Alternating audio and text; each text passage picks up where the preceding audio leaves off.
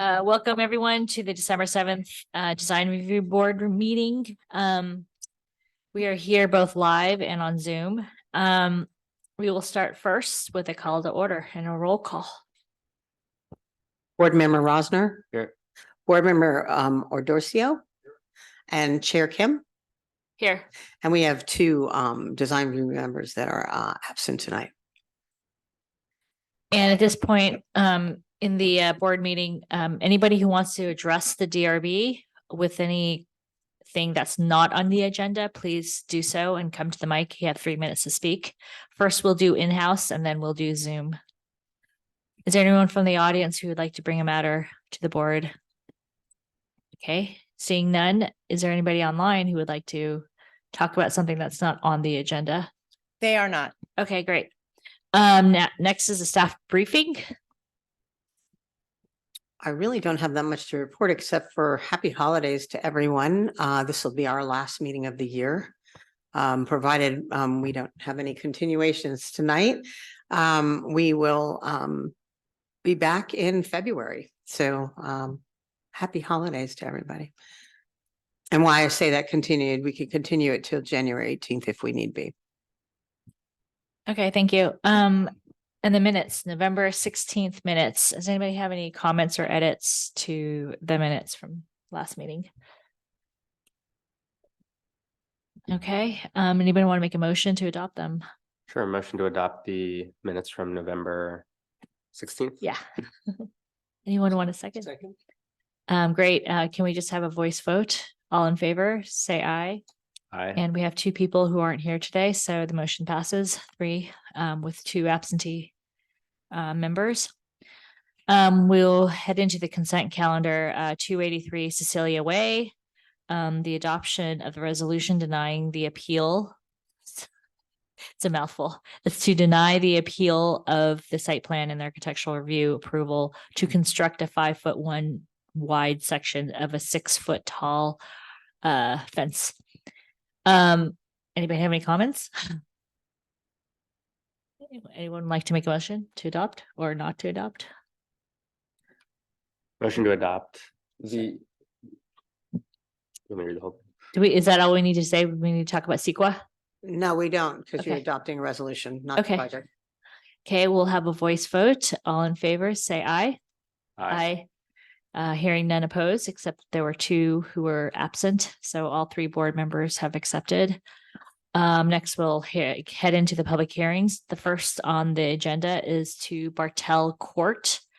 The way that this works is that the applicant has 5 to 20 minutes to present. Then the DRB has questions for staff or the applicant. Then the public has an opportunity, 3 minutes each. We'll first start with people in person and then we'll go to Zoom. And then the applicant has an opportunity to respond and they have 5 minutes. And then it'll be closed to the public and we'll deliberate amongst ourselves and make any motions. So if the applicant for 2 Bartell can come up. And if the chair and the board would give us a moment to just load the presentation. Oh, that would sorry be about great. that. Yeah. That's And fine. There's a timer up on the screen. So yeah, that takes a time to load up, to warm up. It was turned on, it was just silence, but. Oh, Let's it just- just remind later. Okay, so it's, Uh-huh. you got it? I think so. Why is this? Okay, thank you. You're moving it, so it's working.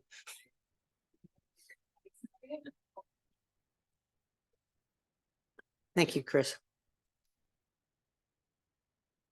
Sure. Yeah, thank you. You got a lot on your hands.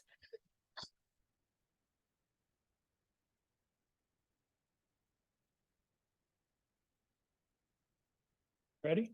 Yes. Okay, good evening. My name is Ted Bonneau. I'm with OXB Studio Architects. I'm here with Eric and Leanne Woodward, the owners of the property. And just gonna talk about the project a little bit, tell you about what's going on. Starting with, this is our existing and demolition site plan. And I just wanted to point out there are 3 existing nonconformities that we're removing with the project. The first one is that there are site features, steps, walls within a sewer easement. There's a 10-foot wide sewer easement here. So we're removing that as part of the project. And the existing swimming pool projects into the side setback, which we're correcting as well. And then there's a portion of a 2nd-story deck, which is projecting beyond the rear setback, which we are also removing. And then here's our proposed site plan. You can see the darkened areas or the 2 areas of addition. This area over here is an ADU, which is actually not part of the design review tonight, but we presented the whole project as one thing. The ADU is right here. And then the second addition is for the garage. It's a projection towards the front, sits within the setbacks. There are some new landscape features. All new landscape features, as you see, are within the buildable area and not in the sewer easement. The new rear yard landscape features are actually allowed within the rear setback because they're low to the ground. There is a driveway enlargement here, which does require a variance for the height of the retaining wall within the front setback, which I will come back to shortly. Going to go through each elevation here. This is the east elevation, which is the front of the house. We have 3 changes in volume. The first one here, and this is the existing elevation proposed up top. So the first one is the roof of the garage. As the garage projects forward, the roof climbs higher as well. The second one is actually a California framed portion of new roofing that forms a ridge over the top of a flat area, an existing flat roof. And I'll show you that on the side elevation. The third is the ministerial ADU. Also wanted to point out, this is the height limit at the front of the house. So we're well below that. Okay, here's the north elevation, which is, this is a corner lot. So this faces a street as well. The first thing here is where you see the garage enlargement beyond. You can see the existing garage right here. The second one is that California framed ridge that I'm talking about. So what we're doing is we're kind of correcting an odd roof. The existing roof has 2 slopes, one here and one here with a flat area in between. And then the second enlargement here is a sort of like a dormer, creating a flat roof at the rear. Again, here you can see the height limit. Here I have a northeast rendering, so enlarged garage over a photograph of the existing. This is that California frame portion I'm talking about. This is the flat section of roof here. And then this is the ADU addition. One thing to note is that this roof of this house is pretty visible from off-site. So as you're driving up Santa Ana Court, which is over here, you look down on this. So the existing roofs, like I said, odd combination of sloped roofs with flat membrane, and the sloped roofs have the clay tile. So the new design, we feel, improves the appearance and sort of the longevity of the roof with just minimal effect on massing. Here we have the rear elevation, the west facing elevation, the downhill side. Again, garage, California frame section, and then the ADU. Here's the height limit from the back. This is a little deceiving because that roof is so far beyond, it's not really that close to the height limit. And then here we have the south elevation, the same sort of additions and mass that I was talking about. And here's a southwest rendering where you see a new trellis over existing deck. Here's the existing deck. This is that portion of the existing deck. Actually, the photo cuts it off that we're removing. That's within the rear setback. This is that new raised dormer at the living room and kitchen area of the house. The ministerial ADU over here, and the enlarged garage on this side. And then in this image, we get to see the new swimming pool and a spa at a higher elevation within the setbacks.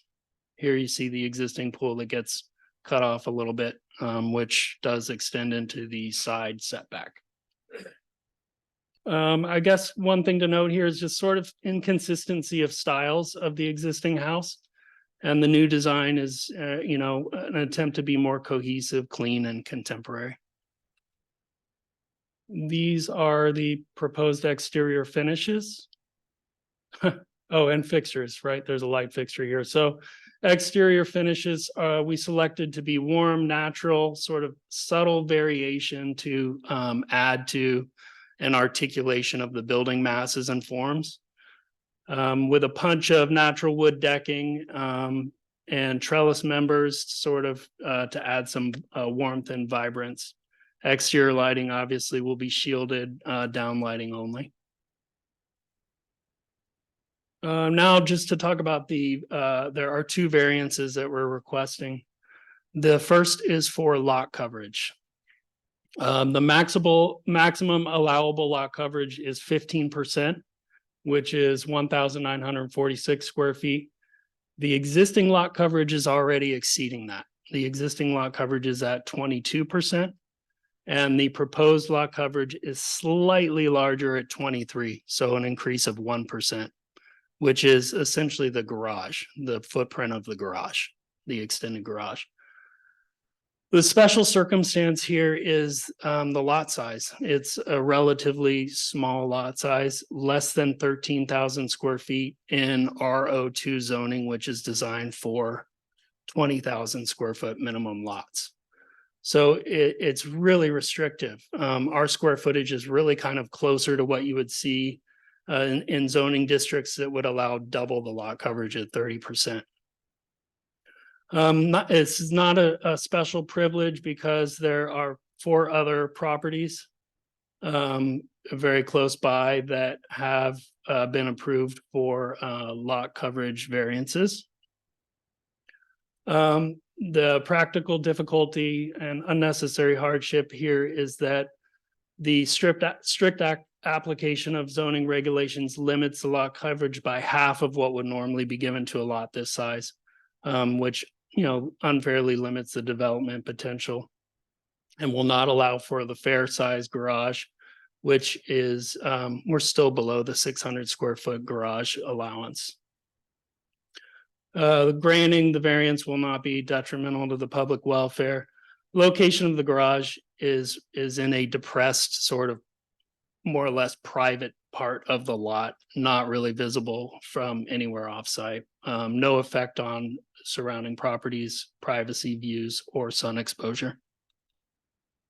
And then the second variance is for the site wall, which I mentioned earlier. So this yellow area is the area of the enlarged garage. An allowable retaining wall height here, because it's in the front setback, would typically be 6 feet. And because of how steep this slope is, this actually gets up to 12 foot 6 inches in this corner, and then kind of slopes back down to 6'6" here, and then slopes down to 8 foot here, and then keeps sloping down this way. The special circumstances here, as you can see, are the steepness of natural grade and the slope between the street and the garage. At the highest point, the grade climbs 14 feet up here above the garage slab elevation.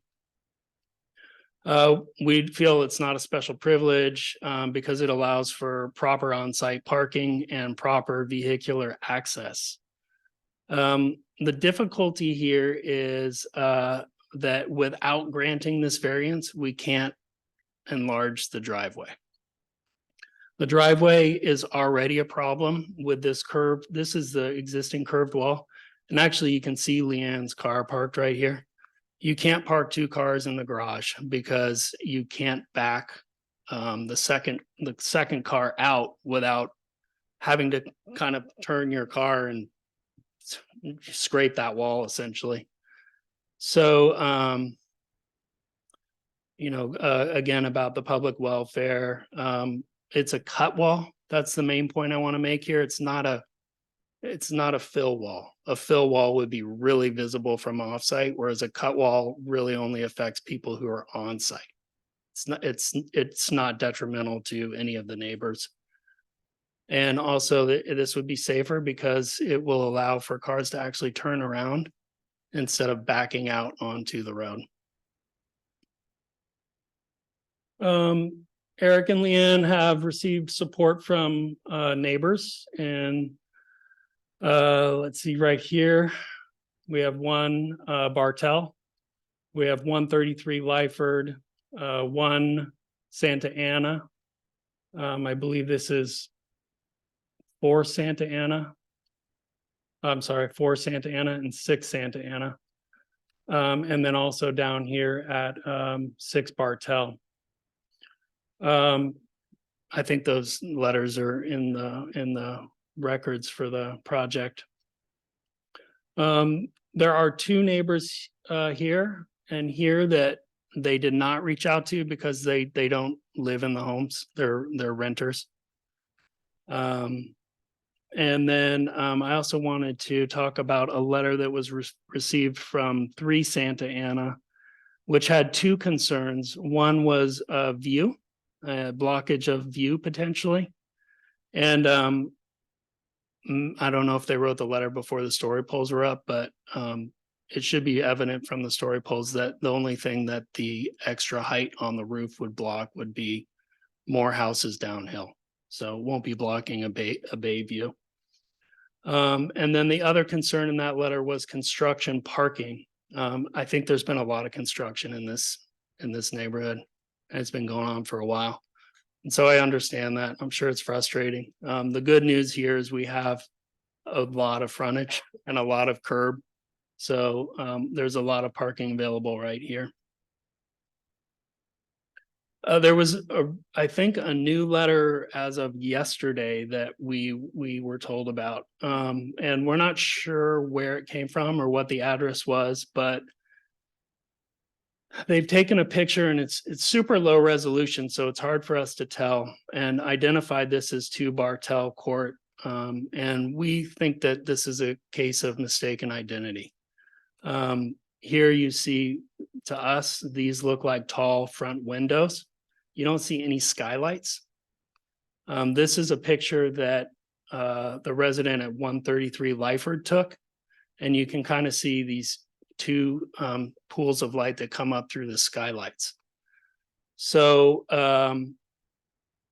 I think Eric was also pointing out to me that there's a bunch of trees that you can see in this photo, and there's no tall trees downhill from their property. So we think this is simply it's not the right property that they're identifying as being a lantern effect here.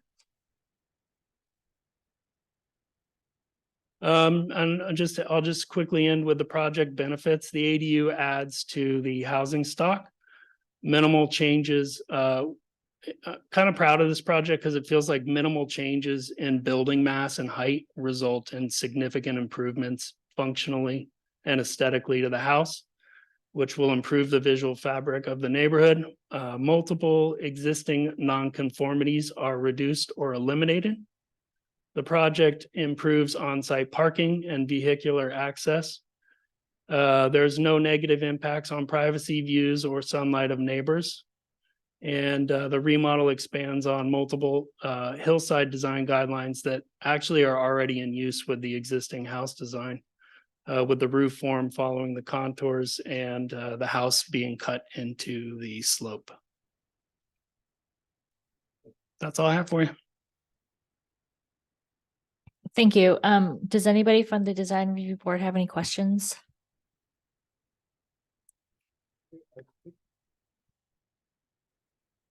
Could you show us the skylight point where those will be, please, again? Yeah, is it possible to, do you guys have the PDFs? I think it's on the roof plan, but there was one elevation or there was one axonometric that actually showed. No. No, that one. Yeah. Yeah, Okay. Yeah. And there are no skylights currently. there's actually 4 currently, Oh. and you can actually 1, 2. Oops, They're on the backside, not on the front, on the Backside. front they're side. actually Yeah. on the top, on the flat part. Are you doing anything to shield any of those skylights? Well, they sit in vaults, if you will. There's the shape of the existing roof is kind of weird. You have that, and then inside they're actually made up of trusses. And so it's not like you would have a 12-inch rafter with a skylight on top and the ceiling right on the bottom. There's a skylight well right there. So it's, But there's an opportunity to shield it, right? There's something to shield the light as it at nighttime potentially. I mean, I know what you're saying, but like, oh, you mean like a blind? or yeah, some something? kind of a blind system. Because we've been actually looking at that for other projects. So if, there's maybe trees there, but they could go away. So yeah. Yeah. I mean, that's certainly something that's pretty easy to add. Go ahead. I just have a question on how much of the lot coverage addition is from the overhang of the covered deck? None of it, actually. So this is our lot coverage. Oops. It's all right here. So this is actually existing. It's existing. Yeah, so that counts as 50% since it's a deck.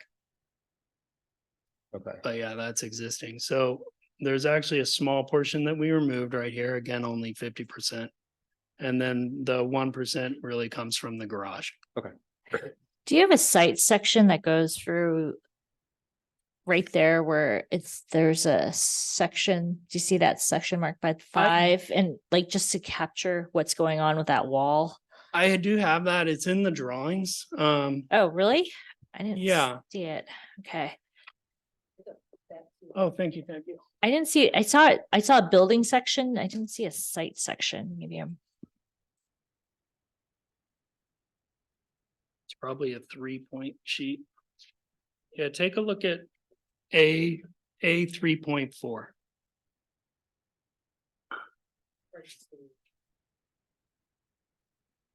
Thank you. A 3.4. Mm-hmm. Oh, I'm looking at the wrong drawing set. Apologies.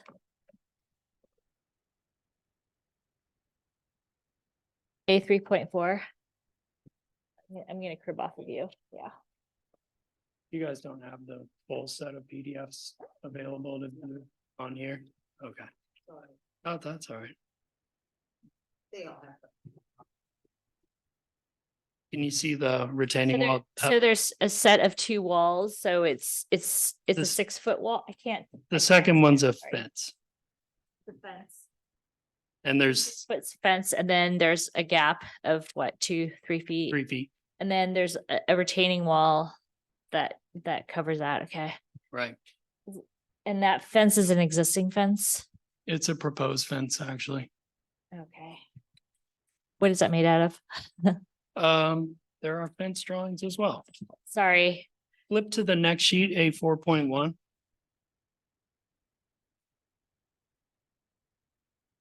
So it has horizontal wood slats. It's the bottom one.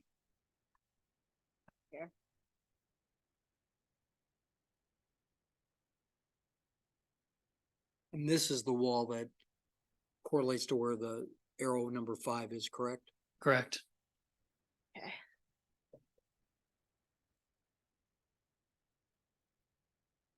What's the floor to ceiling in the top level at the ridge?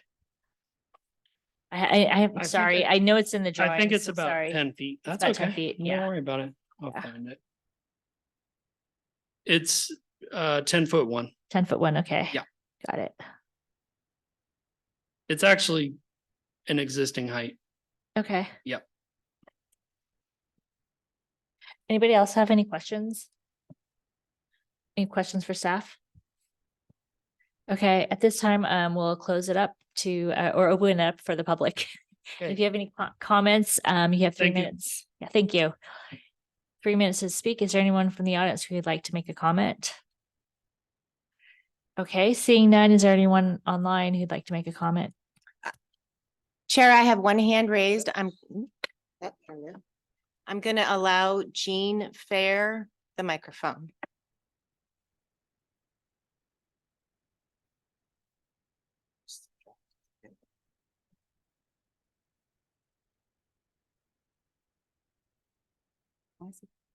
Sorry, that was my letter. I'm at 95 Sugarloaf. Can you hear me?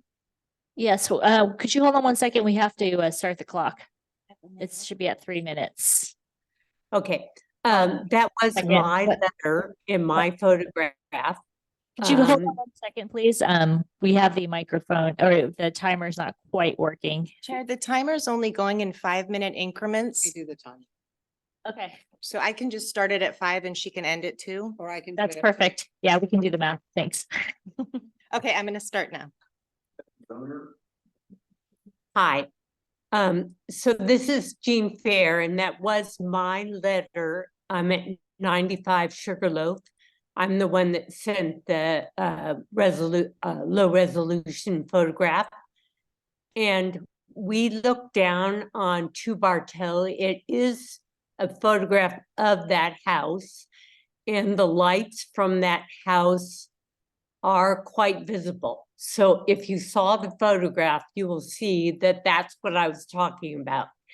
And they have 3 exterior lights that are currently on the house, and you can see how bright they are in that photograph. And what they're proposing is, I believe, a large a transom and a side light that are all going to be lit up. So it's going to be quite bright, and there is hardly anything else. If you look down the hill, nobody else shines their lights up. Everybody, is looking out toward the view, and they don't put lights shining up the hill because that's where people have their view. So that's why I said the photograph. So I know he thought it was a mistake, but it wasn't. It was Two Bartel. It is the house that has the story pools on it. Okay, thank you. Or aggressive. Oh, could you actually state your address, please?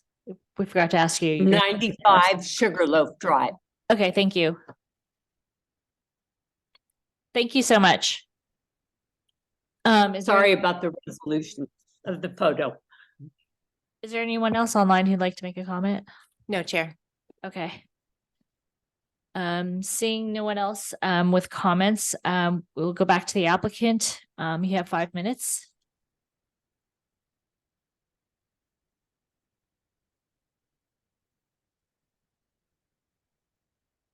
I'm just wondering, it sounded like she said 3 bright lights.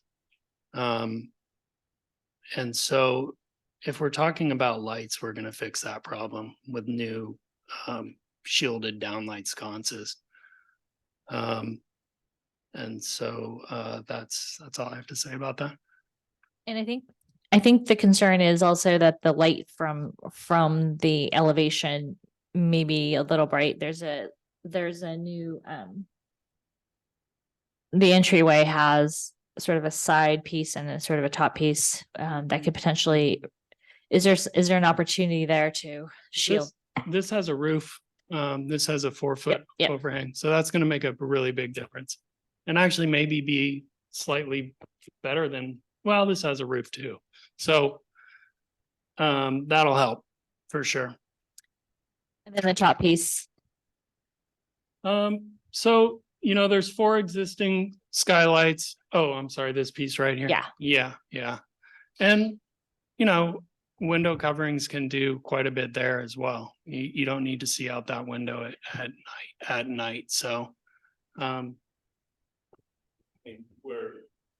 the applicant, we're the applicants, Probably. also removing. Chair, I'd like them to come to the mic because we need to Yeah, make sure sorry we about get that, this- yeah. I'm sorry. It has to be recorded, sorry. Yes, I'm sorry, Mr. Woodward. Think I would remember this by now. It's only been 3 years. Hi, so thanks for listening to us. So again, you know, I heard what Ms. Fair had to say. I still am not convinced that the photo that she shared is of our house because there's 4 lights in the photo you can see in the late mail that came in, and our garage doesn't light up, and it's not going to light up in the new one. Additionally, like if you were looking at the lights as our study, the front door, and then the right door where it is now on the lower, we're getting rid of the one on the right. I don't know how to, there we go. Yeah, so this is going away. And so that's gonna help. And then lights that we have out now, and we haven't changed anything from when we got there. You know, they're just whatever lights were there. So of course they don't conform with the requirements. So any new exterior lights, as Ted said, are shielded and downward facing. There's also this whole side is all large trees. And, you know, we've got a landscape plan. And of course, our goal is to kind of continue to add, because for us, it's about privacy. So am I at my 3 minutes or do we get 5 minutes to respond? Because I can stop, just keep going. All right, you holler at me. So, I mean, we are very cognizant, and, you know, if they can see into our yard, that's news to us. And, you know, not that we walk around and, you know, but we would like to have as much privacy as possible. So the last thing I want is, you know, for my neighbors to be, but I will say, I don't know if I can find it in the thing, but we talked to the neighbors that would be most affected, that we believed would be most affected by this, right? So we went to our neighbors right here above us on 1 Santa Ana. We went to our neighbors right here at 1 Bartel. We went to our neighbors up here at 133 Lyford. All of these look directly down, like that's who we can see. So we are cognizant, and we want to be thoughtful about it. And so if blinds will help, that's not a problem. We're already looking at like the smart glass that you can push to create, you know, obfuscate and create privacy and stuff. So thank you. Thank you. At this point, do we have any questions for the applicant anymore? Yeah, sorry, if you can come. Yes, I just wanted to clarify all of your other lights down. Yeah. That's correct. There is no current shielding though on the skylights. There is, okay. No, there's no blinds, there's no ability to change the color on them or anything like that right now. And this window that is over the front door, also there's no awning, shield above that you could extend the window. Not an exterior architectural feature. Okay, thank you. At this time, we'll close it off to the public and we will deliberate it amongst ourselves. I have 2 questions for staff. Sure. First is, can we just clarify the height of the retaining wall and then the fence? Is the retaining wall 6 foot 6 inches and then the fence is another 6 feet and it's just not 3 feet apart, so it's being combined? I'm just trying to read the staff report, and it says it's 6 foot 6 inches taller than the maximum 6 foot. Okay. What page do you want to A34. So, yeah, the code says something about 6 feet and then you need a gap of 3 feet, You need a right? gap of 3 feet, otherwise you have to combine the two. Yeah. Right, and are they being combined right now? Is that where it seems like the retaining wall? No, they have that separation of the 3 Do have a feet, separation. yes. And so you're looking at a 6 foot tall property line fence and then the other new retaining wall. Is how So- tall? 15 feet, 6 inches. It's 12. Oh, 12, Yeah, 12 feet, 12, 6 feet, yeah. Okay. So we don't have a combination problem because Okay. we do have that separation of the 3 feet. there. Okay, I was just confirming it was a 12 foot. Yeah, It's massive. And then my second question, just to clarify, I asked before the existing cantilever deck for lot coverage, is that half, isn't that typically half the lot coverage? Yes, it's 50%. And then, but is now the covered, is that 100% to lot coverage or is it still half? I just No, wanna it's know- half. It's 50%. We calculated it that Okay, way. it's a different, okay. Yeah, Even if it's covered, I thought if it had a coverage over it, it's 100%. That's what I thought too. It is a trellis. it's an open trellis, so then we didn't count it. So it depends. I would have to look at it again, but we looked at it as 50%. And we did that evaluation of whether or not we consider it 100 or 50. Okay. We have had deep discussions about this Okay. particular Okay. one. Okay, great. Any other questions for staff? Okay, anybody would like to lead off the comments? I'm happy to. I was trying to figure it out, sorry, if I was adding a lot coverage, because I thought, in terms of finding the variance, I think having a covered deck is very beneficial, and given it was existing home, it'd be, a pretty easy finding for the variance. But I do think, given the existing home, given the garage, and given the shape of the driveway and the expansion, the benefits of the expansion, I think I can find the variances for both, the findings for both variance requests. So typically, and I haven't been here as much lately, but what we typically do is that there's 4 findings we have to make for each variance. And so we can go through it and see each of the 4 points to see whether or not we can make that finding. Especially for variances because it's special request. So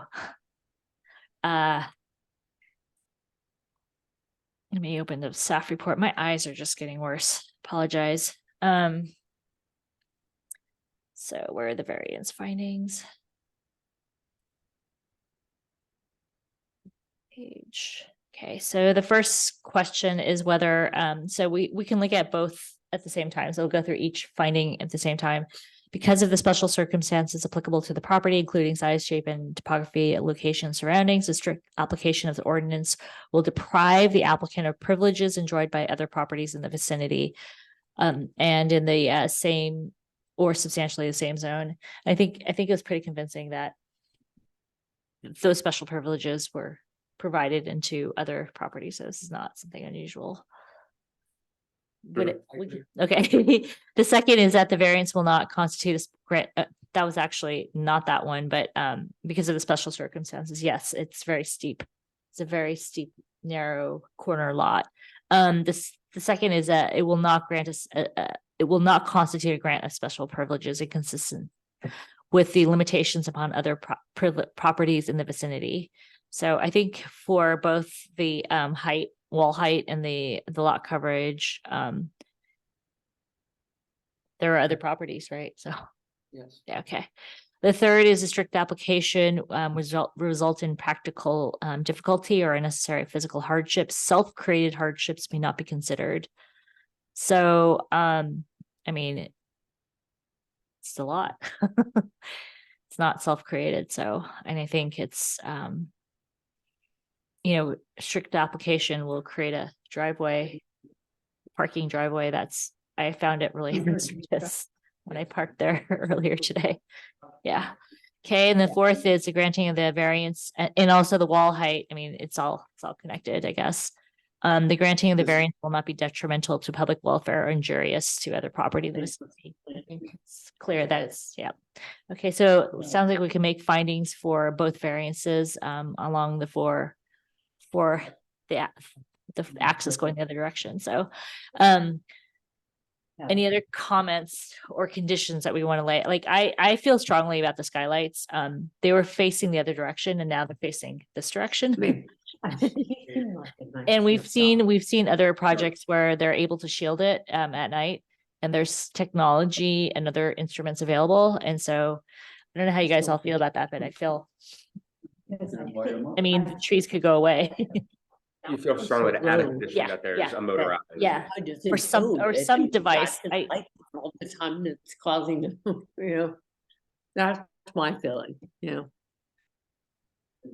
weren't. Oh, okay, I agree, we have to find like to see something that, you got 6 new skylights, and I think we have to ask for evening shielding of those. Yeah.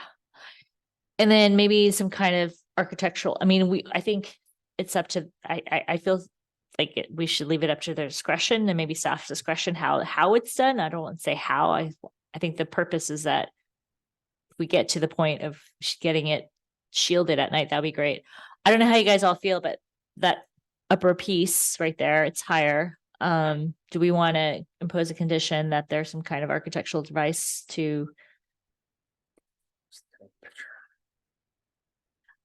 Yeah, I think that picture isn't the right. You don't think it's the right? Yeah, I don't think so.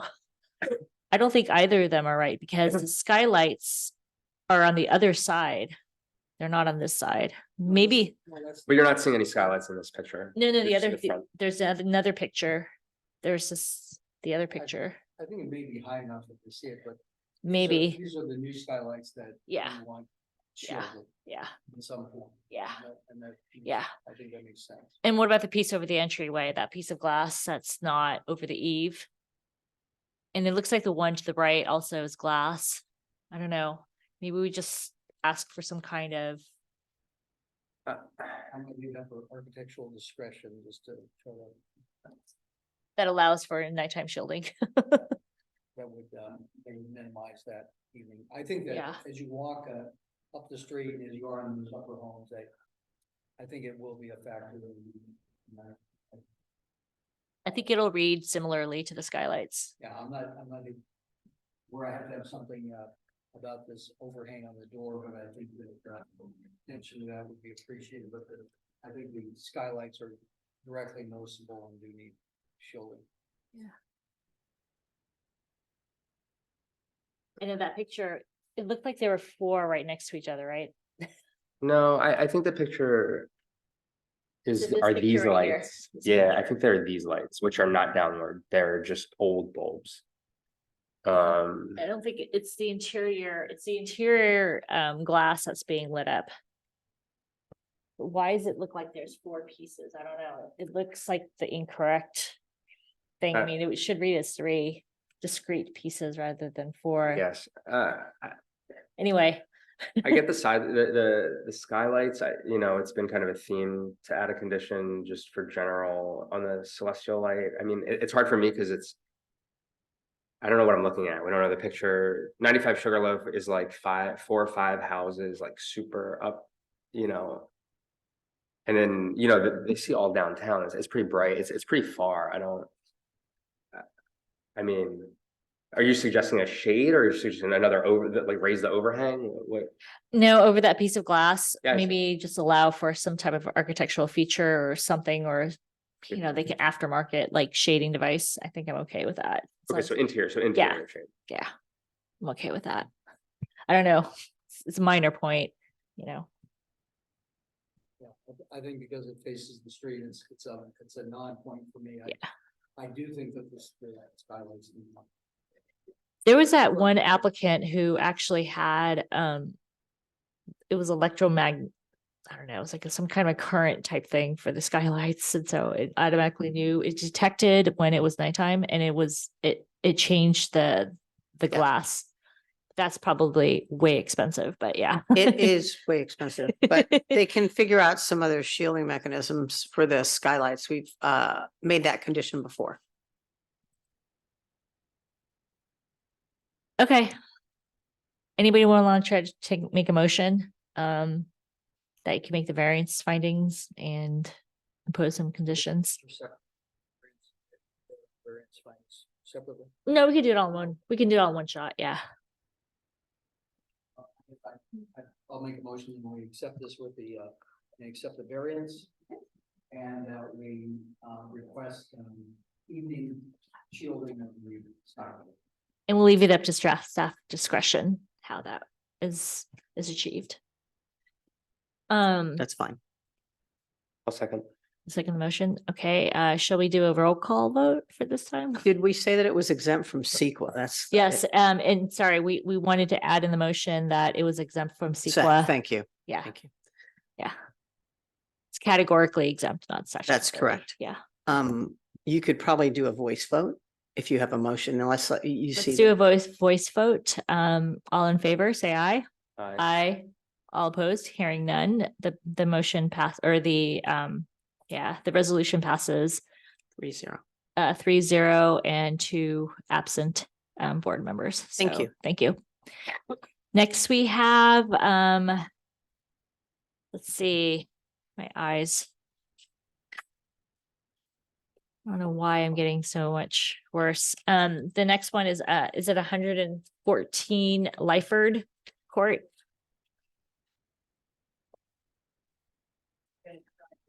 Oh my gosh, that is a giant movable desk.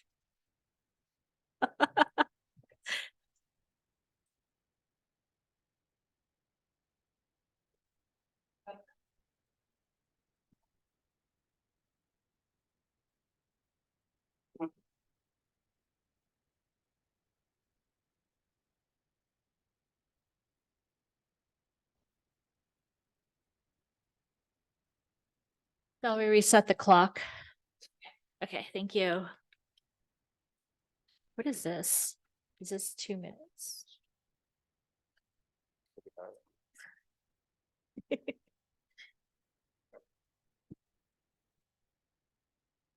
Oh, this is our payment.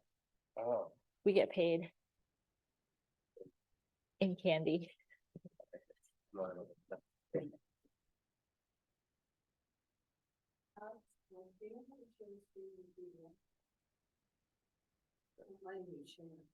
On Zoom? That's our payment. Oh, you don't get one here. Wow. I will think.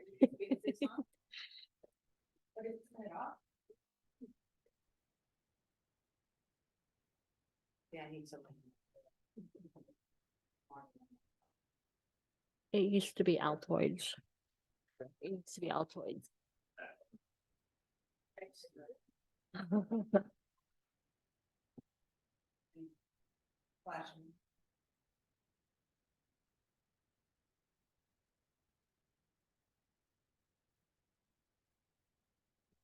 Here we go.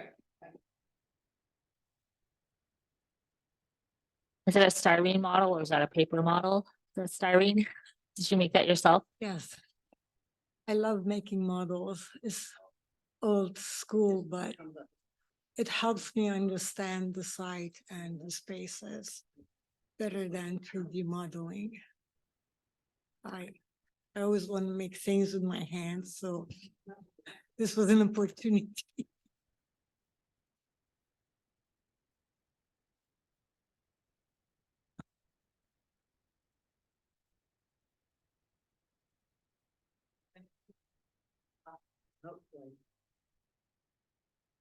I love paper models, so, and styrene, There we go. something clean about it, so. All right, I'll Yeah. panic with- It's a dying art, but I just love doing it. Yeah, okay, brilliant. So this is your first presentation. To scroll down, you're gonna use the down button. If you want the pointer, it's the bottom, Okay, and that will allow you to do that. And I'm gonna dim the lights for you. all right, thank you.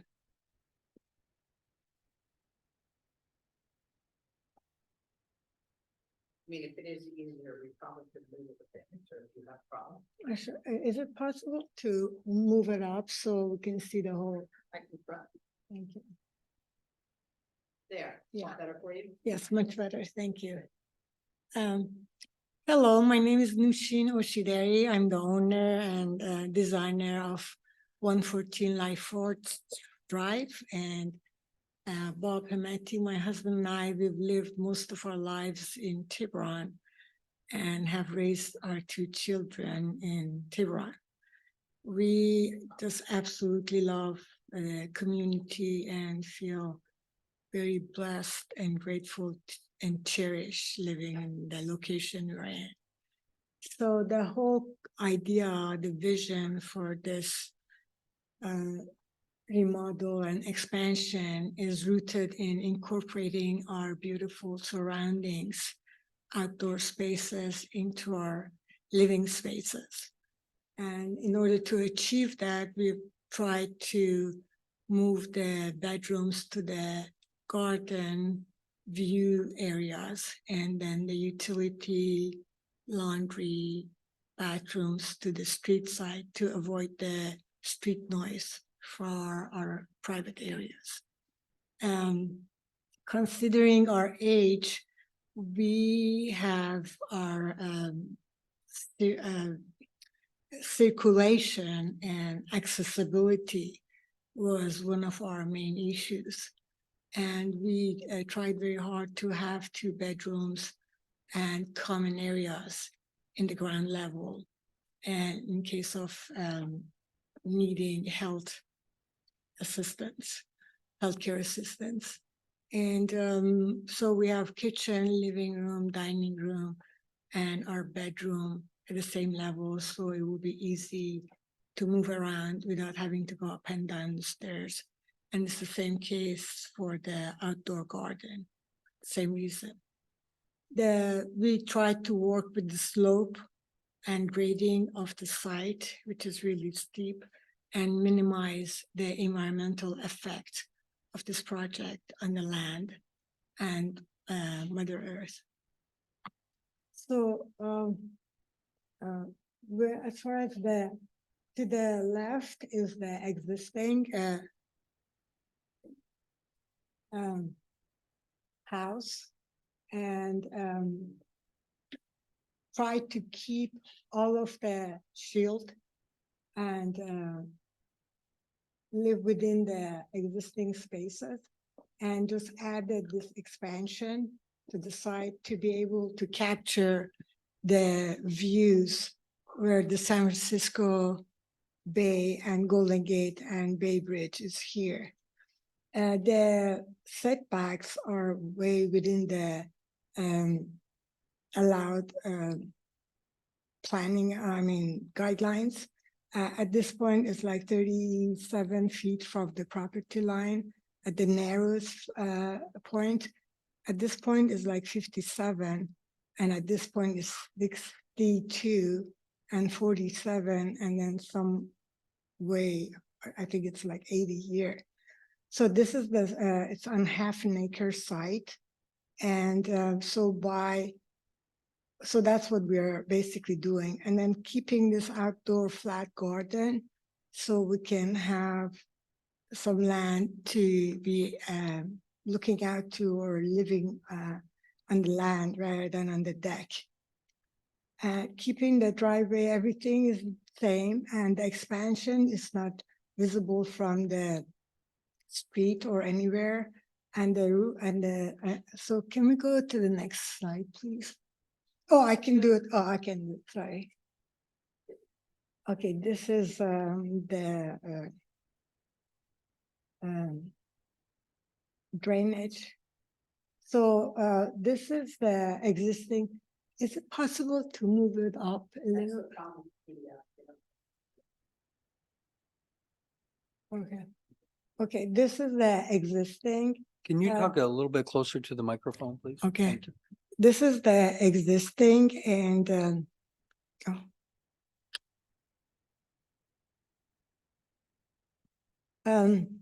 in 2,500 square foot, we have 5 bedrooms and 2 baths. So all these are all the bedrooms, and this is Lyford here, and this is the garden area, which are 1 bedroom, but the bathrooms and the laundry room, and then right where the view is, there's a set of stairways going down to like a small basement area. Here's the kitchen, and living room and dining room is here. I'm basically keeping the shell, gutting out all the interior spaces. At this point, adding that extension from here to here, try to push it back as far as possible to be considerate to the neighbors above at 120. And at the same time, preserve this outdoor garden here.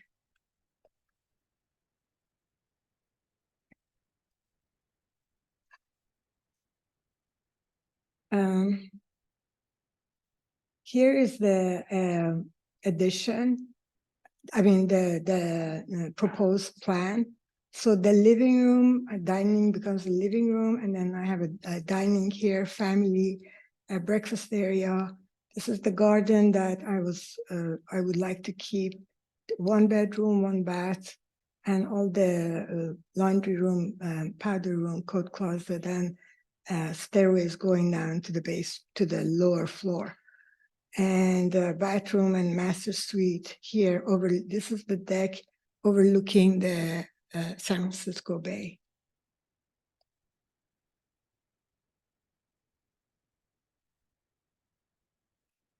Sorry, do you think by pressing the enlarge the, Can you scroll it up? yes, That what you wanted? that's better, I think. Can you like press on the enlarging the whole thing or not? Okay, that's okay. So there's a garage here and a TV area here and a toilet here.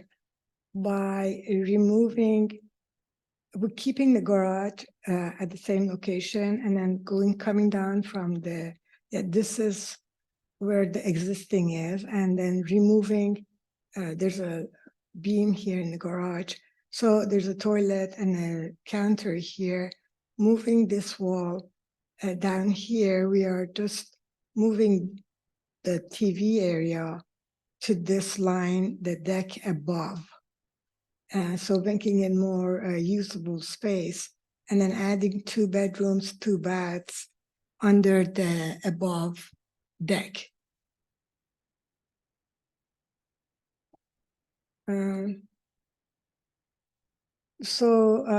This is the front elevation. Oh.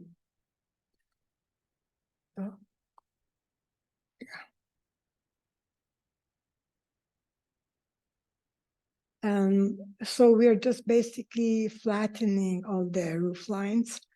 And this, at this point, it's going to be lower by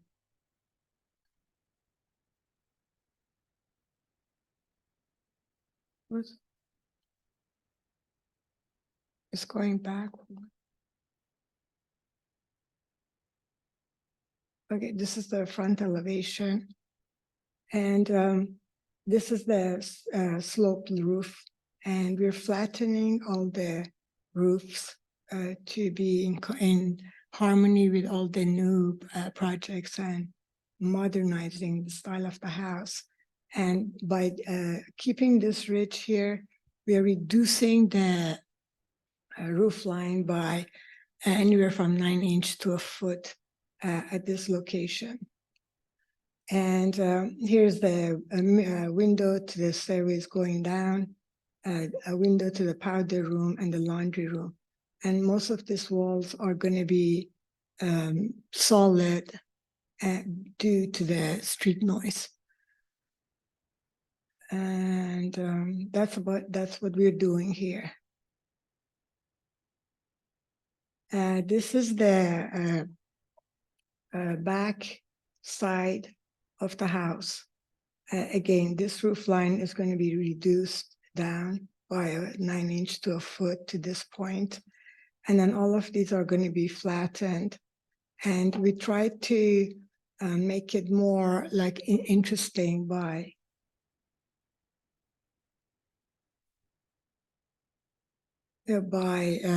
stepping it by 1 foot heights at this point. It's at 10 foot, at 11 foot, and at 12.5 foot. And to be considerate to the views of the neighbors above, just lowered it as much as possible. These are the windows looking to the garden, and these are the windows overlooking the deck above. And these are the windows and TV room, and down here is the bedrooms and bathrooms. And so you see, we've tried to disturb the land and the slope as much as possible. This is the right side elevation. And this is where we are adding, the addition is from here on. And keeping everything here the same. And 2 bedrooms, 2 baths, and the master, the bathroom, and the living room. I mean, the family room, kitchen area. So from this window to the other side of the window and the garden is like see-through.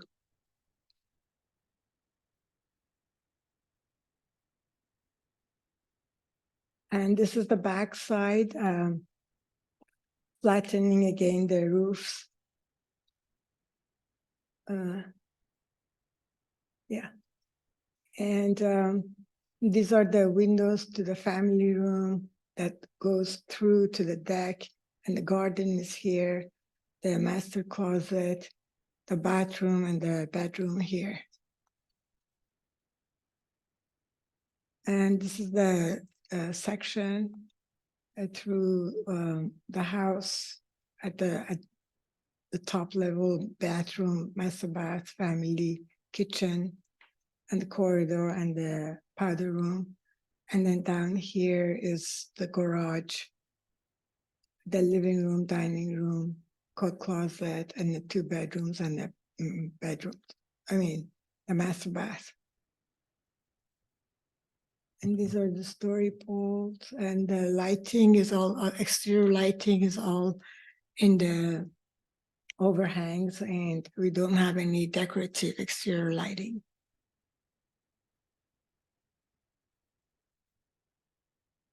That's the top.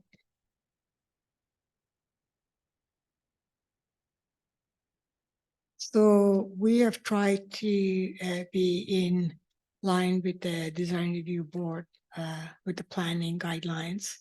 As far as all the setbacks and the height limitations, we are 5 feet below the allowable 30 feet height limitations, and all the setbacks are way beyond recommendation.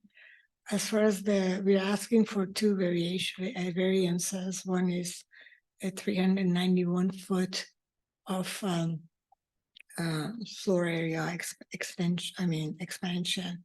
Most of our expansion is, over half of our expansion is under the building, so it's really not visible from anywhere that you can, that it would affect anybody. And as far as the lot coverage is concerned, it says we are 19%. I'm still very confused with the lot coverage, because I think the deck over the living space, they're counting it as 100%, and I don't know, it's just, but when you look at the neighborhood, most of the neighborhood, there are quite a few houses in the neighborhood that they're like way over the lot coverage of 15%. So we are like pretty much following the same neighborhoods acceptance of the variances. So I think that's all I have to say. I don't know if you want to add anything. No, you've No. covered everything. Yeah. Does anybody have any question from the board to the applicant? Just would you clarify, the current lot coverage is what percentage? I don't know the current. Okay, yeah, I didn't see it here either. Yeah, Okay. I think it's on the drawing.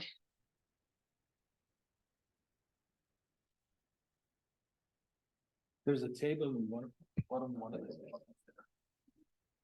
Yeah, I couldn't find it, but and then the new variance. It's on the you're asking first- for 19% coverage. 19% where 15 is permitted. Right. It's on the, is it possible to see the bottom of this?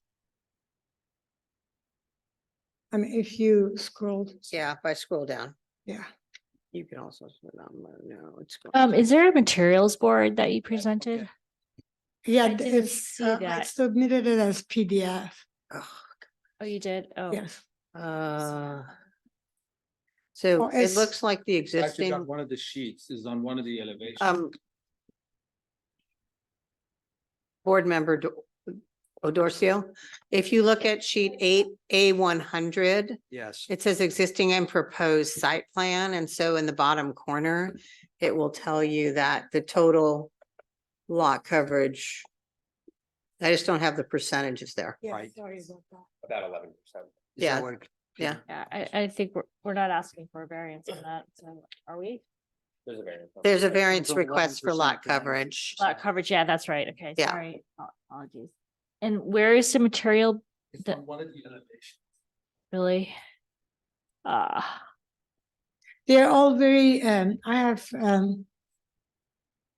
Oh, It's like a. Is it like a beige stucco? yes, that, no, some of it is stucco in the back and some of it is tile. And I have the specifications of the tile. It's very neutral Yeah. and, off-white, Italian, like it has some kind of a texture to it, but it's tile. With 48-inch wide, 36-inch, they're large. And the view side, the right side and the garden side and above the garage is all going to be tiled because of the weather and elements exposure to it. I want to bulletproof this house because no maintenance. So it's going to be tile on the side and then the back side and then the front, half of the front side past the It- the front entry to the left is going to be stucco. It's going to be a combination of stucco and tile. Like, can we go up a bit? so the tiles on clips, on, so- I mean, if you scroll down, so the tiles on clips, right? So are they, I'd send the PDF pictures of it, but I have it, No, she's talking about the application. yeah, is it on clips or is it, yeah? yeah, Is it denoted by the rectangles in Okay. in the elevation? yes. Okay. On that, the front elevation, to the right side of it, above the garage door, it's gonna be tiled. And then to the left side of it is gonna be stucco. And then on the back side, where the garden is, all of these areas next to the bedroom and the bathroom, on the garden side is gonna be tile. And then on the back side is gonna be stucco. Do you have a roof plan? Are there any skylights in this? No No skylight. skylights, okay. Yeah, there's a roof plan on the site plan. I'm sorry, my eyes are just. I'm Uh, missing.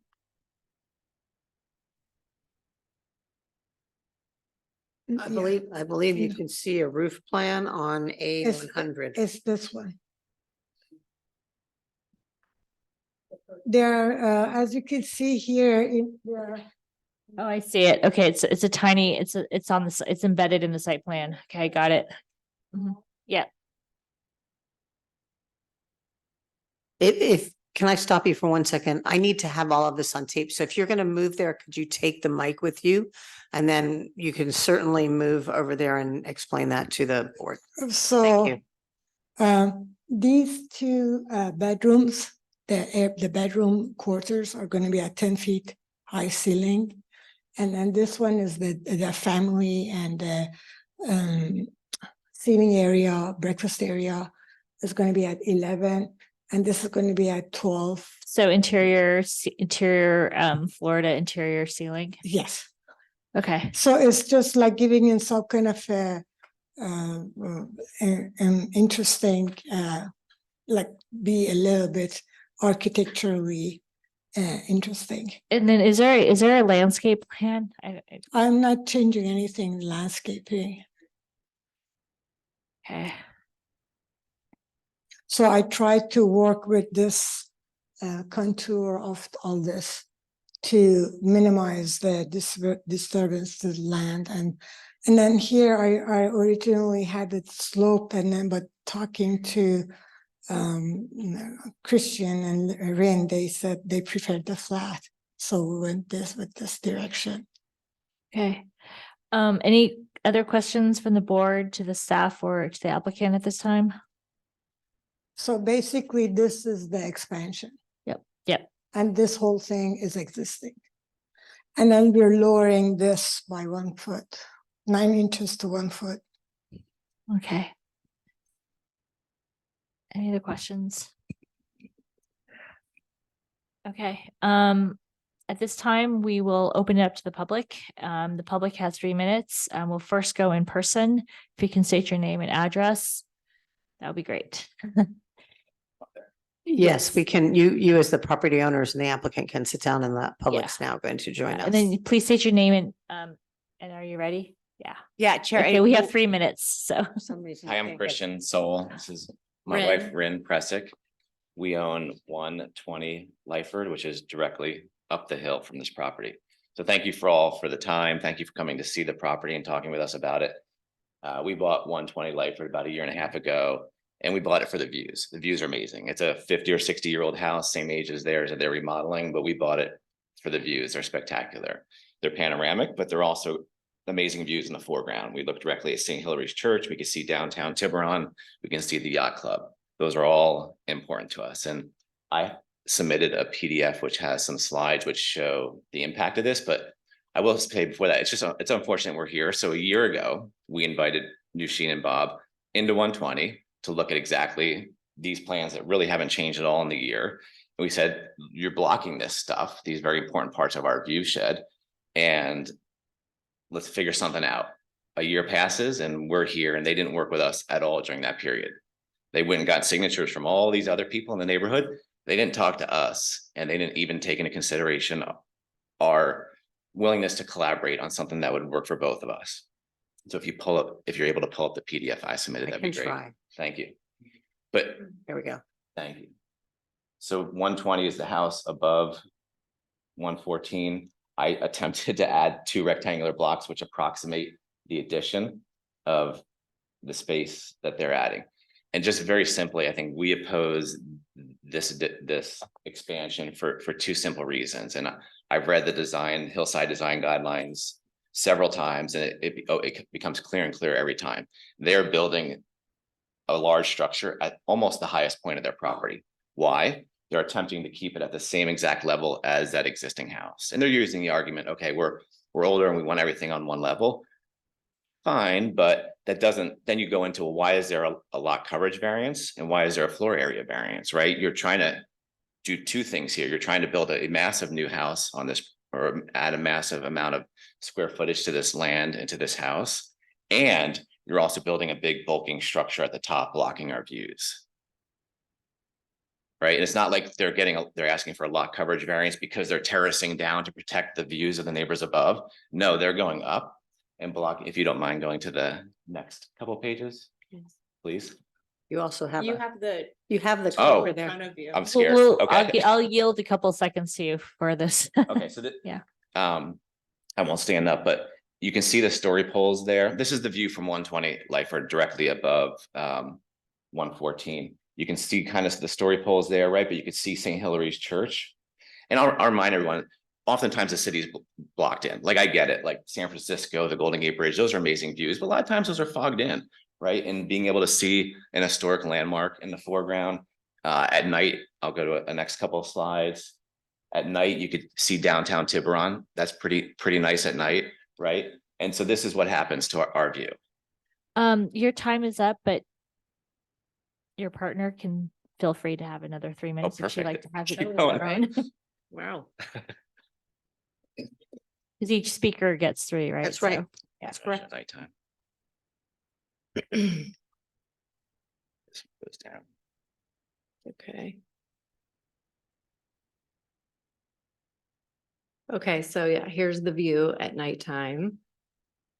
Before, or you can see the story poles there, and then what happens to the view of downtown Tiburon at night. Fortunately, this was taken on an evening where you could see the city, but oftentimes, as Christian said, the city's fogged in, so you just lose the foreground entirely. Let's see. So Clearly it's Yeah, so this is the Tiburon website.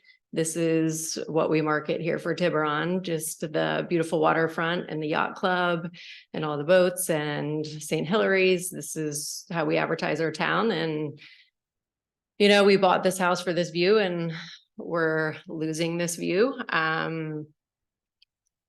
You know, we're losing value and view, and our neighbors are gaining value and view by adding this mass to their property. Is that the end of ours? That's the end. Okay. Thank you for the time. Okay, thank you. Is there, I don't see anyone else in the audience, so can we go online? There's no more public comments. Okay. Thank you. And the applicant has 5 minutes now to make comments. When do we do this? Can we ask them? No. Just to start with, because we'd like to work with the neighbors, but we were totally surprised by what Christian said, because it simply isn't true. We approached them, Christian came to our house, and he, without any reaction, he left, and then all of a sudden we got this letter.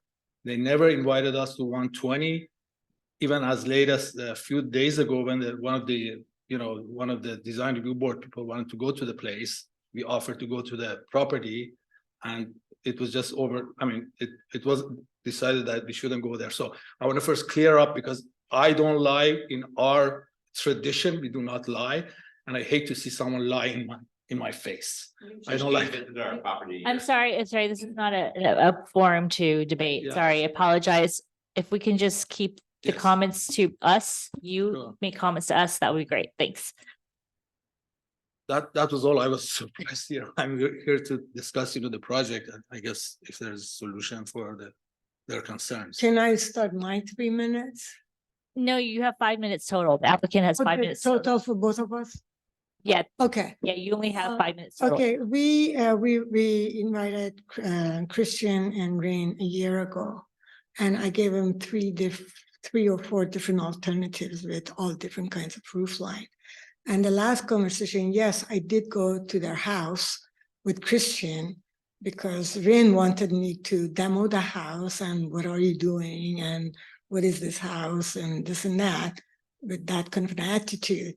But Christian was nice enough to take me to their property. And the last conversation I had with him, this was a year ago, he said, when the story poles go up, come back here, we look at your proposal and decide. And during that time, a lot has happened to me. There was death in the family and a lot of things happened. And it took a year to get to the point that planning said, okay, go ahead and put up the story poles, because they didn't want us to put the story poles up to a certain point 3 weeks prior to this meeting. So as soon as we put the story poles up, even the whole thing wasn't up, half of it was up, Christian sent us a note. We were going to ask them to let's meet and see what they see from their point of view. Rain didn't show up, Christian showed up. It was a very nice, pleasant conversation. We socialized, we talked about leakage and flat roofs. And actually that night I couldn't sleep because I thought maybe I should slope the roof, but they didn't want slope roof, they wanted it to be flat. So we thought we are going to go to their house to look at the property from their point of view with the story poles up. But it wasn't the case. So we thought they were okay with what we were proposing. And then we received their note a few days ago. And when Dina and Sam were going to go look at their property, from our property from their point of view, I requested if I can join them. And they said no, because they didn't want us. So at this point, we tried and put in all of our efforts to see what they're requesting and what they want. And so this is where we are. We went over and beyond any normal neighborly relationship. to get to this point. And it's just heartbreaking that we are hearing this. And yes, we did go, we have 14 signatures from supporting neighbors. They all supported it. The other 5 that they didn't support it, they didn't sign it, they didn't care. We left them a note saying, here we are. If you have any questions, objections, please call, call us. We didn't hear back from anybody. And we were waiting to contact Christian and Ren when the story polls went up, and that was a month ago. So that's all we have to say. And I think basically what we are trying to do, they're talking about mass, their own house is 6,000 square foot. And we're only asking about 390 square foot over the allowed square footage. By no means comparing it to the site is massive or huge, or we're being sneaky. Everything is stuck under the topography of the slope of the site, and we are not building at the highest point of the site. We are building it at a level of existing level, which is 25 feet, which we are allowed to do 30 feet according to the design review guidelines. So we are just I apologize, we're out of time. We Sure. have 5 minutes, so apologize. Does the board have any comments or questions to the staff or to the applicant at this time? Okay, seeing none at this point, we're going to close it off to the public and we're going to deliberate amongst ourselves. So thank you. Any of you like to start off?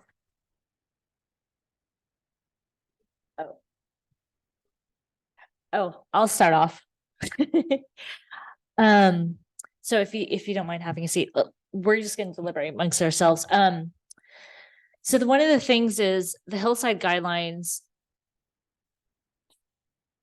are a way to sort of mediate between disputes about views. It really does. It's addressing that, and also it's also talking about how the building interacts with the hillside. So Jim's guidelines are trying to do both. You know, they're trying to be thoughtful of how it relates to the site and also how it relates to each other, to other buildings. One thing about the design guidelines is like, it does look at the hill. So, you know, if you build a mass that is proud of the hillside, it actually sticks out. So the more that you push that new mass back towards the hill, it actually starts disappearing. That's one thing I just wanted to point out. The second thing is on the back side, you have a ton of glass.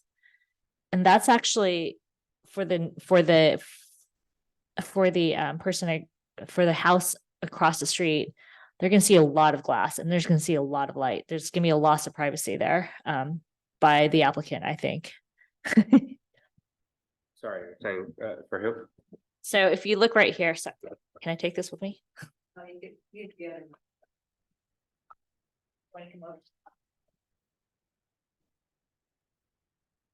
You look at this model on this side, sorry. Do either of you want to come up and take a look? So here's a couple of things that's going on. The person who lives right here is viewing straight into that area. So yes, there may be trees, but if the trees die, you're looking straight into that. The second thing is the contours. If you have a mass right here, it's actually sticking out. The more that you pull it back towards the hillside, the less obtrusive it becomes. So my contention is I've seen this happen in other applications where you have a house right here and there's a house below it, and they try to push out this way towards a view, and that actually causes more of a view obstruction. So now you're seeing in your foreground, all you're seeing is roof. The more that you pull it back, the massing, the more it sort of disappears from the foreground. Does that make sense? Because if you're coming across this way, you're seeing all of this. If you pull this mass and pull it back, you're not seeing that as prominently. So that's my comment about the massing. I know that there's a desire to create this this back courtyard, but as a result of where the new massing is, it's actually causing more of a view issue, I think. And you see it.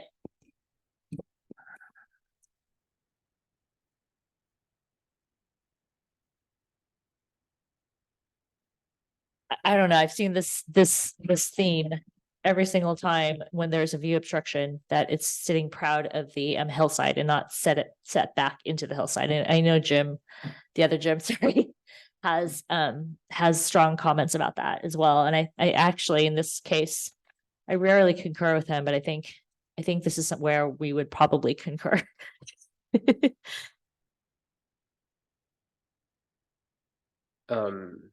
So I understand what you're saying. I agree with you theoretically. Did you visit the properties? Okay. Yeah. The only thing is, I'm not sure that will solve the problem for this, right? Because it's, You'll have to submit that drawing so that everyone sees that image, sorry. I'm showing pictures of from 120. Yeah. Because it's, I think, the left setback, it's shorter distance from 120. So I don't know if you bring that back 5-10 feet Yeah, it'll make a difference. It makes a difference. and push down. Yeah, yeah. I mean, these are 9-foot ceilings, right? Floor to ceiling. I think 10. Well, there's some, yeah, and Yeah, I think we need to think about that too. Like, let's just, so I think there's a combination of two things, like bringing down the ceiling height in that area and then pushing down that towards the hill. See, this is what it would do. See, right here, you're seeing, sorry. Your mass right now would be, you would see all of this. If you pull it forward, you would actually start seeing a little bit of that. Does that make sense? Because this line right here would pull forward this way. Yeah. The goal is right now that new massing is like frontal in their prime view spot. I mean, it's not just covering, I mean, it's not covering up the skyline, but it's just, the problem is now you're seeing a building there that wasn't there before, and it's very, very prominent because it's sitting proud of the hillside. The more that you tuck it into the hillside, the less you'll see of it. But you're moving the house toward the street. Yep. You're moving a mass. Yeah. And again, what is your goal? Is your goal that once you can see downtown Tiburon, you're satisfied? Once you can see St. Hilary, you're satisfied again? At what point are you satisfied with the construction? It's not what you're seeing. It's not what objects you're seeing, be able to see. It's just that this thing right now is front and center. If you look at the entire window, for instance, there's a landscape, but now you see a building that's taking up this much of your space. By bringing it forward, you're seeing less of the building. There's that, but also, like, I think in the interest of the applicant, you don't want to have their kitchen window directly visible by your neighbors. I don't know. Maybe taking a step back, are we all, and maybe this is what Jim was trying to get to, we're all in agreement that this is a pretty bad, this is a significant negative view obstruction for 120, and that we're discussing should be addressed. Can we start there? So what does the design guideline say about view? Is it view obstruction, or is it? So. I mean, there's mass there. I think I'm trying to figure out, and maybe Dina, can you quote the guidelines, and in terms of view, what is the purpose of the view, and is it from prominent spaces? It's from primary living spaces. And what is the goal of those primary spaces? To be able to not obstruct certain viewpoints like the bridges, the water. You're not guaranteed to have every view you ever had when there's a development. That's a fact. What you want to do, and we've done this so many times, is to figure out how do you keep from your primary, so your living room, places where you gather, that you can still see the water, like you're not obstructing all the water views. You're not obstructing bridge views. Sometimes it's Alcatraz, depending on where the place is oriented. But there's never been an intent in the design guidelines to preserve every view. Yep. Okay, so I think that is the intent of the design guidelines, is to preserve from the primary views as much of the landmarks that we talk about. So my contention, actually, let me correct what I'm trying to get at is, the hillside guidelines talk about this. The idea is to create a building that sort of tucks into the hillside. This building right now, the way that it's sitting is not tucked in. It's proud of the hillside. And as a result, what happens is that if you're standing right here and you're looking down, you can sort of look past, but if you're standing here, that view, do you see what I'm trying to sketch right here? So all you're seeing is building all over. And so you're seeing this much of the building when you're standing here. When you're standing here, now you're seeing everything. So this is this is actually violating that part of the hillside guidelines, I have to say. Is that it's just not tucked into the hillside. It's actually building something forward of that, of the hillside. So I don't know. I feel strongly about that. As a board, we've always been very, deferential about the placement of that next to the hillside. So I don't know. So I agree with you. And I don't know if this is what Jim was getting at, or this is my question is that enough? Is just bringing it back and lowering it going to be enough for to preserve what we think should be preserved for 120's view? I mean, they are not entitled to have their existing view completely preserved. I don't think anybody has a right to have their existing view completely untainted. Like there is going to be, that's a taking from, the applicant's point of view is that, that's their value of their property. And to say that you have no right to block anything that I can see, that's not the intent of the guidelines. So there is going to be a give and take there. I don't think you can say they can have no obstruction. There is going to be some obstruction. It's the relative degree to which, is there another solution, architectural solution that would protect a little bit of the value of the harmed, injured, but also protect the value of the applicant. And there has to be some kind of a mediation between the two, I think. Why are you making them move their building at all? What do you accomplish by making them move the building?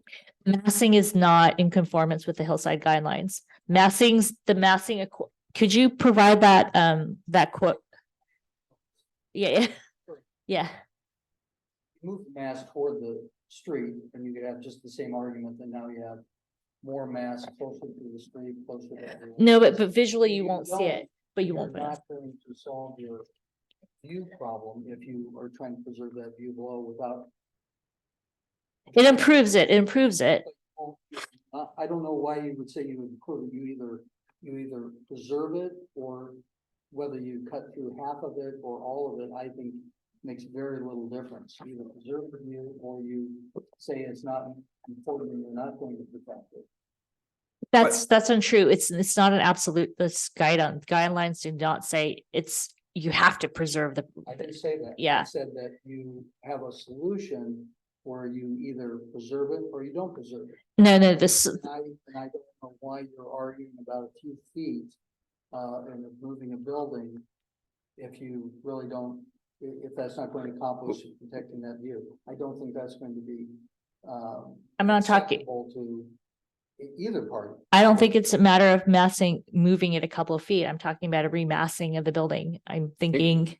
Because the root, as we go back, the grade is gonna be lower on the grade. The whole roof is gonna come down. So you're from the vantage point of 120, it's just lower. And I think that's why moving it back accomplishes the massing, is it's just gonna be generally lower. Right, I just don't think that the angle, the physics of that, I don't think you can move that building back far enough to accomplish that. I actually disagree. I think it's steep enough that actually there is enough room there. That's not talking about 1 or 2 feet. I mean, there could be an L-shaped building. Right now, it's kind of a T. If we make it an L-shaped building and move it back, that's significant.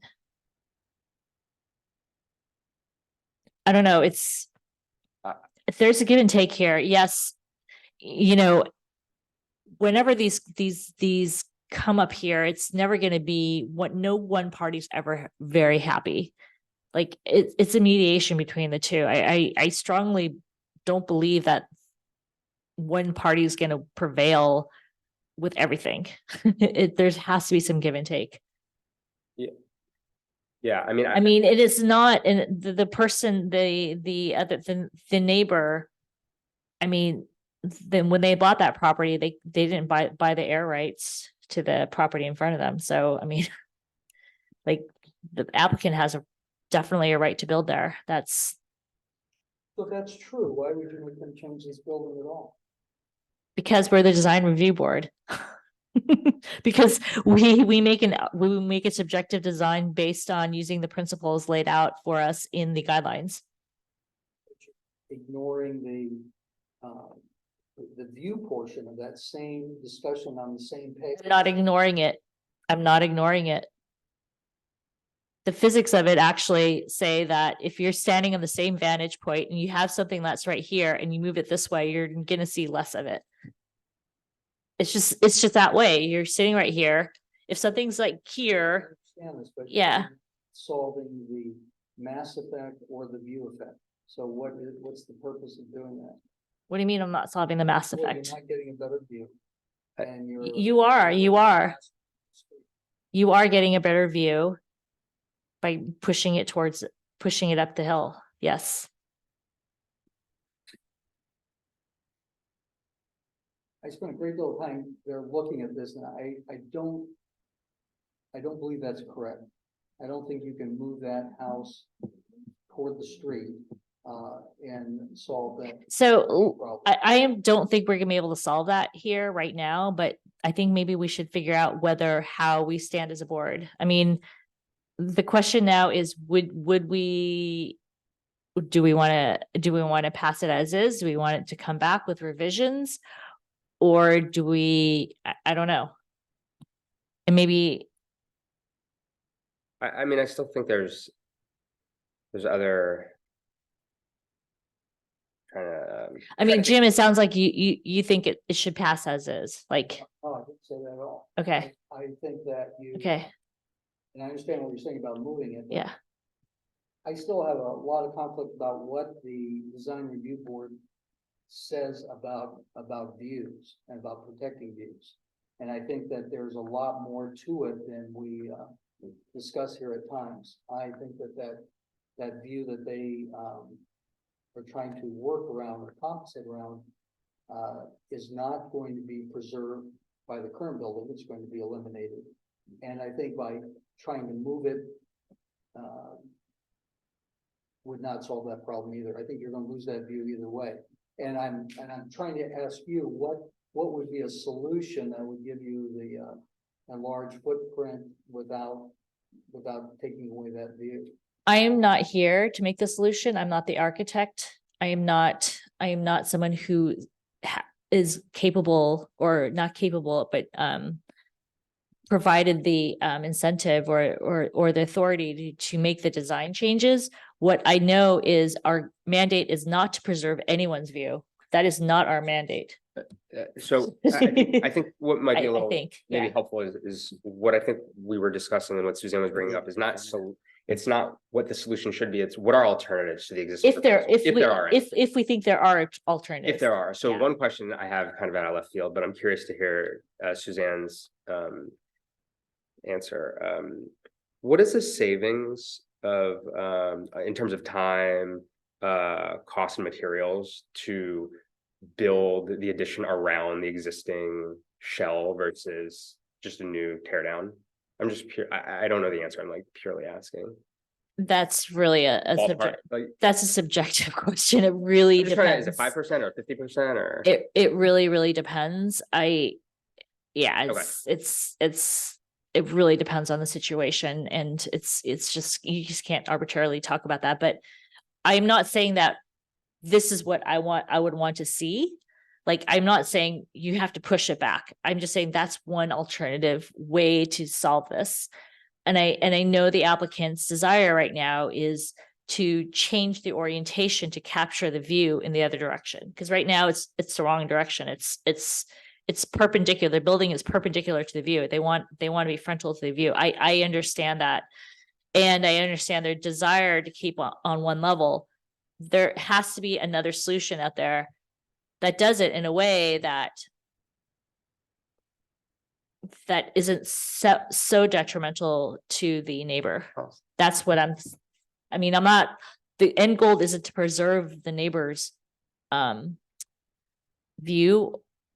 Our goal is not to preserve that view. Our goal is to see if there are other solutions that is less injurious, I think.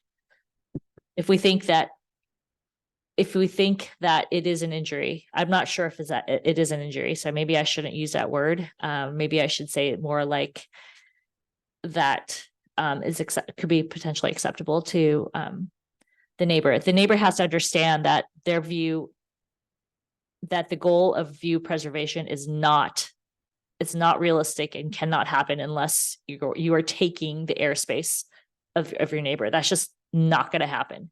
There has to be some kind of compromise. I mean, maybe I'll get some thoughts maybe to wrap us around for. Maybe we have to give the applicant Yeah, direction. yeah. So, my feeling is that there is a view obstruction. I think it is above minor right now. I think it's overly punitive, given the view obstruction and given the applicant's existing home, to force a complete tear down. And I think maybe to Jim's direction, you are going to sacrifice, or both of you said it, to add square footage to the existing house, you're going to impact that view. And the question is, okay, what can we suggest to the applicant to modify such that we minimize that impact as much as possible in a reasonable manner, right? I think Suzanne said one recommendation is, it seems like you can slide it up the hill, it'll come lower, it'll change the vantage point. I think that improves it. The other is looking at it. And again, remember, views, especially of St. Hilary's and the water and the open space, it depends on the window that you're at. It depends how deep you are in the house. My actually biggest complaint from the impact is in the kitchen, where you actually don't see St. Hilary's. You see like just the open preserve and no building. And right now a building cuts in, and it's like, well, can you can make improvements on certain windows with certain. Has to be the primary view. We can't arbitrarily say it's the bathroom or it's the kitchen, or if it's one portion of the kitchen. Like, of course it's gonna impact them. Like, I think what we're saying right now is that there is gonna be an impact. Is there something that is less impactful? Agreed. Yeah. Yes, I think we're all in agreement. Yeah. Well, There's no way to say agreement with there's that. gonna be no impact. There is gonna be unless they have impact. to tear down and rebuild, which I think does not warrant that guidance to the applicant. Well, we never say, as a design review board, we Well, never exactly. say Once that you've they got want to there, tear I don't down. We never say that. We say maybe there's other design solutions out there. Please present us. One idea was maybe we need to lower the roof. Maybe we need to shift a portion of the building to a certain direction. Yes. So I don't know. That's all I don't know. That's where I stand, but we can go ad nauseum on this. I think what we need to do at this point is probably say that at this level, I think at this point, I think we're all in agreement that it's pretty impactful. It's gone to the other side, right? Like, we think that. I think there's one other thing that we haven't Mhm. discussed. We just talked about the height and the massing. And the location of the massing. And the yeah. location of the massing. I do think, there is a variance request for both FAR and lot coverage. It is a very wide expansion. I think like, I'm looking at the floor plan and, you know, I think there's room to shave off some feet in the width that I think will both improve the views from certain angles within 120, which will, I think, help balance negative effects of other view impacts. And you know, get the applicant, you know, within the requirements. I'm trying to figure out from the variance side, like the variance request is to, you know, expand the house and a bigger, are there other reasons why it's the lot coverage and the FAR? It seems like it's just to get a bigger house and, you know, I'm not. So what's convinced. what's not convincing? So the first is, you know, we look at the findings. Is there something special about this lot?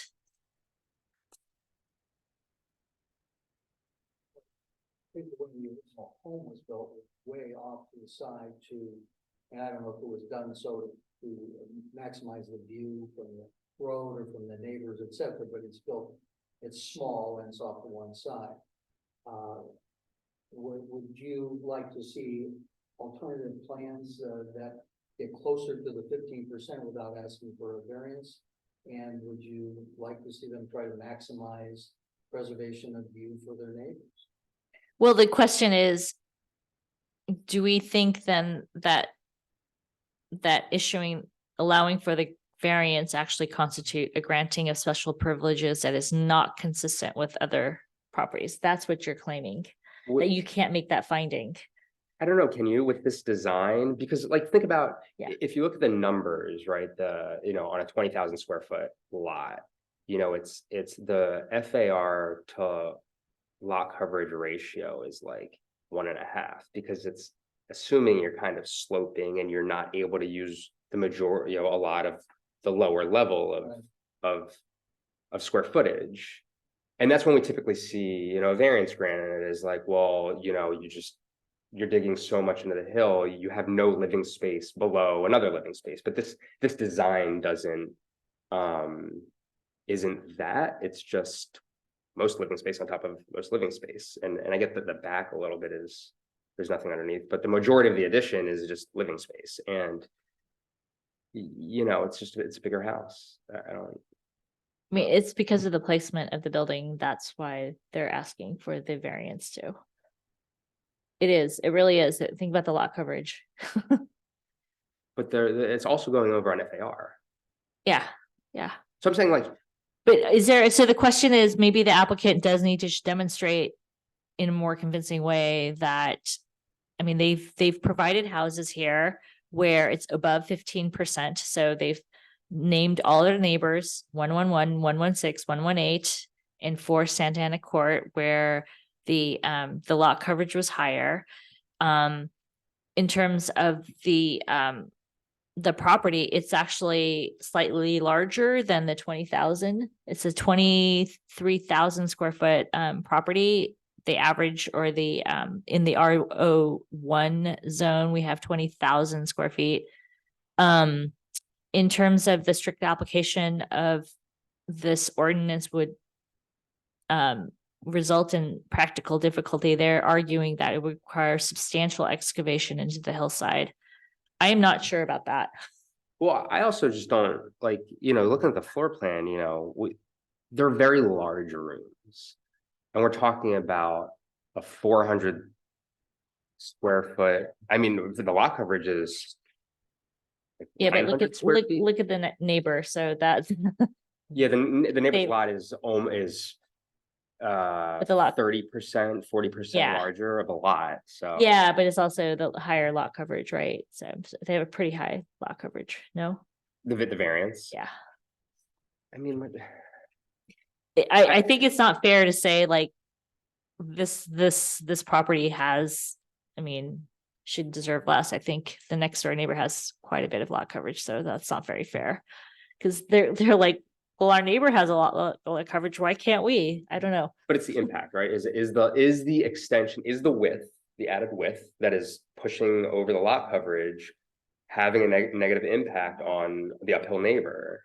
But that's not what we're asking about the variance. The variance says, is this something different than unusual? That's what our finding is that. That's what our finding is. I mean, that's how we determine whether or not the variance. I guess maybe to rephrase, I Yeah. would say Yeah, this addition looks like it could come in a few feet.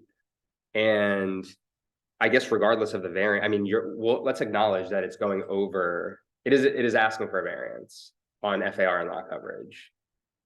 The width, I think, of the addition is adding to some impact of the view uphill.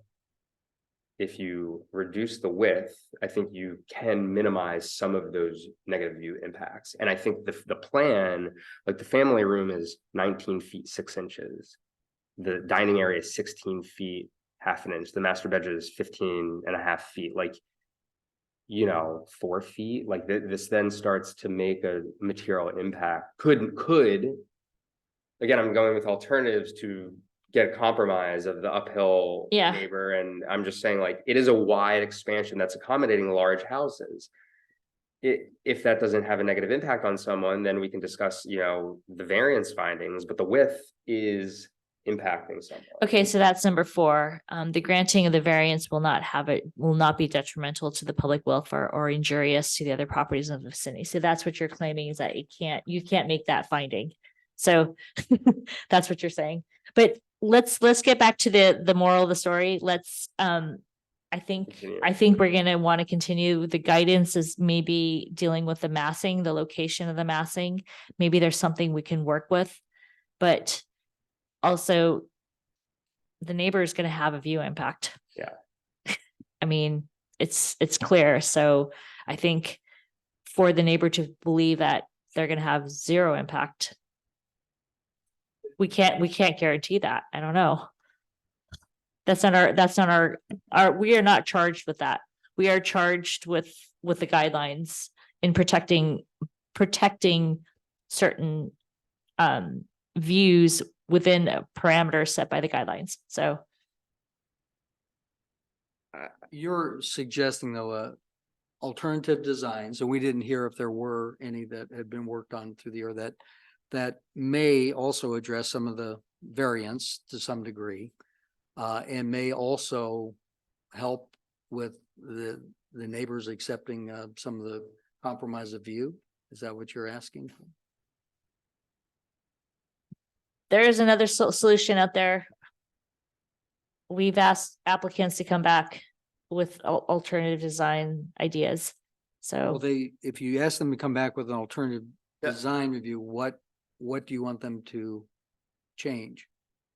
I think there's more alternative design seems a little hyperbolic to some degree. I think there's some nip and tuck in certain areas that can make a material difference to the view impact right now. And I think there's going to be a view impact, but I think it can be minimized. Maybe if it's at 100 now and it's at 50 with the current story poles, maybe we can get it to 70, 80. Like that's probably like split the difference, I think, is where we're gonna, I guess, where I would be comfortable with changes to the plans is like splitting the difference. Like there's going to be certain angles where St. Hilary's you're probably not going to see, but there's going to be certain angles where your view is significantly better. Like right now, when you sit in one of the couches in the living room, yeah, it's not, looks you St. I Hilary's, know. period. I think we acknowledge that the view is a continuum. It's not a static thing. I also have concerns about the rear elevation right now as it stands. I think there's too much glass. I really do. If you're the neighbor who's looking down and you see all that glass and you see all that light pollution, Doesn't this just face the bay? no, on the backside. On the backside. So if you're standing up there, the Right. neighbor's right there, you're gonna see that whole wall of glass of the kitchen and the breakfast nook. You're gonna see all that light pollution. I know we could do planting that could help. Maybe I think a fence, something can help. Something like can a- help. or like a nice fence or something that is. Something can help, but it's But- just, yeah, it's not. it's not ideal. So we have direction in terms of maybe restudying the massing and and the heights and looking at the glazing on the back elevation. But it's really just, it's just like these four, it's like two, are they doors? It looks like two doors and. If you look at that, go to the model, Yeah, go in the backside. Yeah. So if you're in the neighbor, that's all you're gonna see.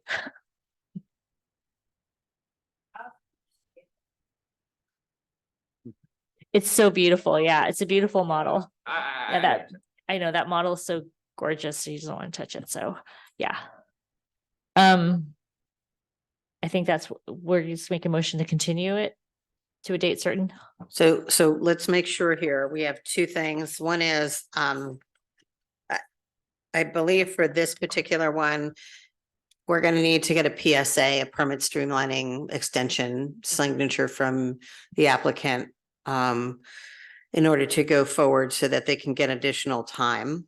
One thing we've offered to Mhm. applicants is like a design session to see We've done it once or twice. twice. Yeah. Yeah. We could do that. There's a PSA, because it wouldn't come back to you till probably, you think you could get ready to be here for this January 18th. So, I think right, the current deadline for this permit would be 1/13. So either way, they're gonna sign the PSA for the extension of time limits.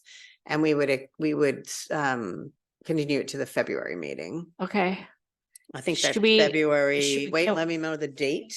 Okay. What did she say? Oh, the 1st of February. Okay. Would that work should we ask that? Can we ask the applicant? You're gonna have to open the public hearing just to ask the applicant about the rescheduling and then close the public hearing. Okay. I'm going to open the public hearing to see if that could work for the applicant. You need to go to the mic so we can get the, Sorry. Yes, it will work. Okay. Yeah.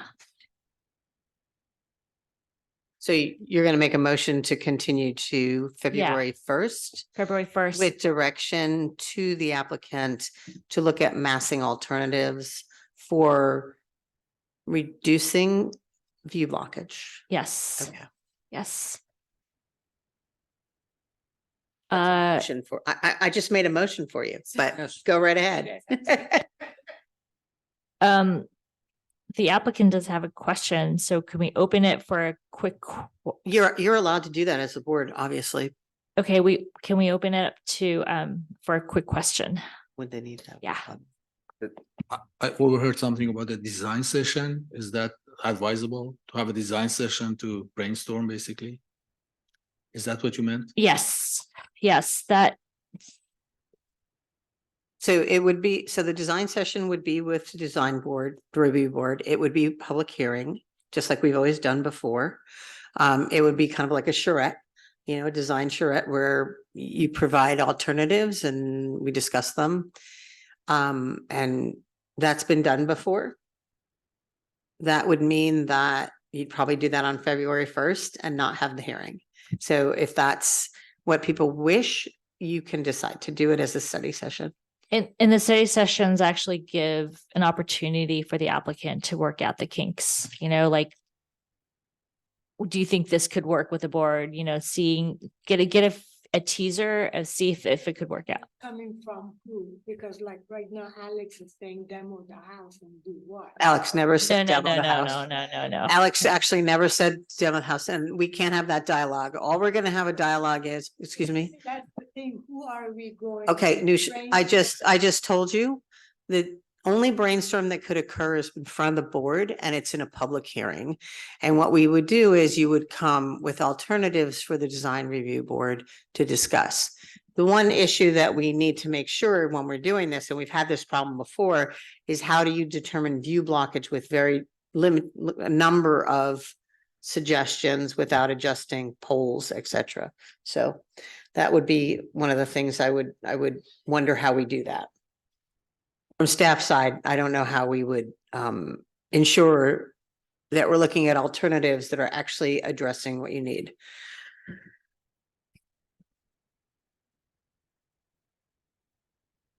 You see what I'm saying?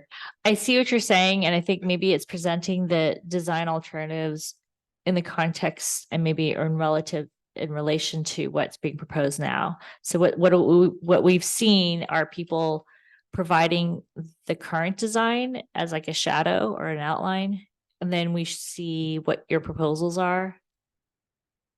Does that make sense? Yeah, I definitely understand that. I'm just as staff trying to figure out how we're gonna solve a view impact this way, but maybe it's just me not understanding the design process as well. So, but we can certainly do that. We've done study sessions before. We've done it in a public hearing before the board. There'll hopefully be 2 more board members, have a full discussion with more direction for you.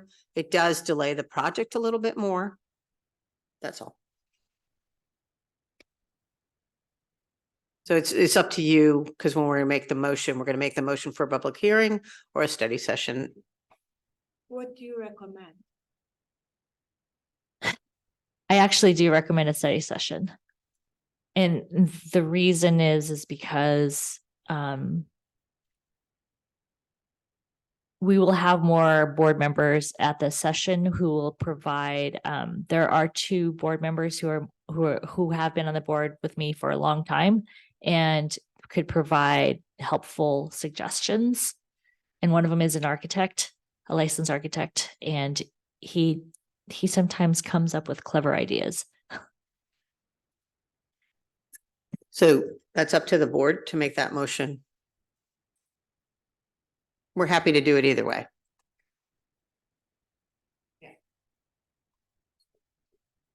I don't know. My fear is also always like, I feel bad for the applicant if we come back and the board says no, and then they have to go back again. That's happened many times. Oh, I guess I've been around for a long time. I guess- You've been around a little longer than I Yeah. have, but I think I remember it, one other project where we came back twice. Yeah. Yeah, I'm trying to figure out what and to that's say, because that's painful. I feel bad for the applicant, so. I guess maybe I'm trying to figure out what's prompted, like. Maybe it was some communication, because I definitely didn't say demo the house. I was definitely the opposite. I was like, this doesn't warrant a demolition of a house. So the complete opposite, because I'm actually in the camp of like, we're kind of like, it's a beautiful house. We're close. There's some nips and tucks. Like, I worry a little bit about, Okay, do we think that there's that much overhaul that needs to happen to like move the negative view impact, like cut it in half? Like, I don't think so. Like, we have, bring one, maybe push it back a little bit, maybe bring it down a little bit, maybe bring it in a little, like I think people in this room could find alternatives. that is the hope, but I think maybe we, That's I not- would, I think think, that the alternative or a solution might be in front of us and not the panel here, because I think you're right. I think we get to a point where we're trying to draw a line through the St. Hilary's roof instead of the. yeah, and maybe letting that's where the- I'm the feeling, room Figure out. I if wanna- there's something that could be acceptable to the immediate homeowners, which there are really 3 homes impacted by this, and Yeah. they're all in this room right now. it's more, also just to clarify to the applicant, maybe we were not clear with, we were having a vigorous debate amongst ourselves on certain things, but I don't, this isn't a project where we're like, oh my God, this whole thing needs a redo. Like, I think we're, and I'm bringing that up because there's a suggestion that, do we need a design, what was it called? A design. a charrette, Yeah, that indicates to me that the applicant thinks they have to do this huge overhaul, which I just want to make sure we send them along tonight, knowing that like that was not at least our communication, my communication.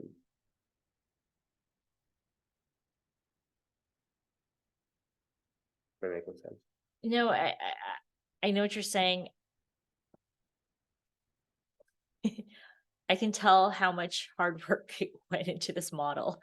And I don't think it's just moving a foot here and there. I think it's moving that entire bar back for me. Yeah, but that's a guidance you can give it. That's a design- guidance, that is- it's a guidance, but I don't know. The problem is only three of us are here. So like when the other two come, who knows what's gonna happen, but this is my fear. This is why I suggested the charrette is because I don't have a temperature on them, and I see. if the whole board's here, like I would feel so terrible if it got rejected again. Got it. Running the risk of Yeah, that's my If- fear. when there's 5 people Yeah. and Jim or Brian have a huge They have a perspective on it, very, and they have some I perspective. need, and I know Brian very well at this point, how he thinks, and I know how Jim thinks. That's my fear. Got it. Okay. That's, I don't know. I'm fine with whatever it's called, as long as that's communication that it is, because it'd be better to have the whole board present before there's a lot of work into the next hearing. Historically, which one gives you a pathway to a solution most quickly? I mean, you don't want to delay this for the people presenting it. You certainly don't want to delay it for the other. I can think of 3 projects right now where the position of the new building was significant, and we have in the foreground a big new building. It has an impact. I know those buildings, and they went through quite a bit. It was more than 2 hearings. I think it was 2 hearings and a charrette. And I feel like this is at that same level. And I apologize, Dina, but I know of 3. That's why, from my experience, like it was a big issue. Well, then, again, with your experience, what's the pathway to The best pathway resolution? was the charrette. For 2 of those properties, it was oh gosh, 2, okay. Well, then I think Two you of should those- suggest two- that to the audience then. 2 of those properties went through 3 hearings. It was not good. I felt so bad for the architect. The one building that I'm also thinking of that Dina was a part of, there was a charrette. So there were 2 hearings. I and a remember charrette. that well, yes. Yes.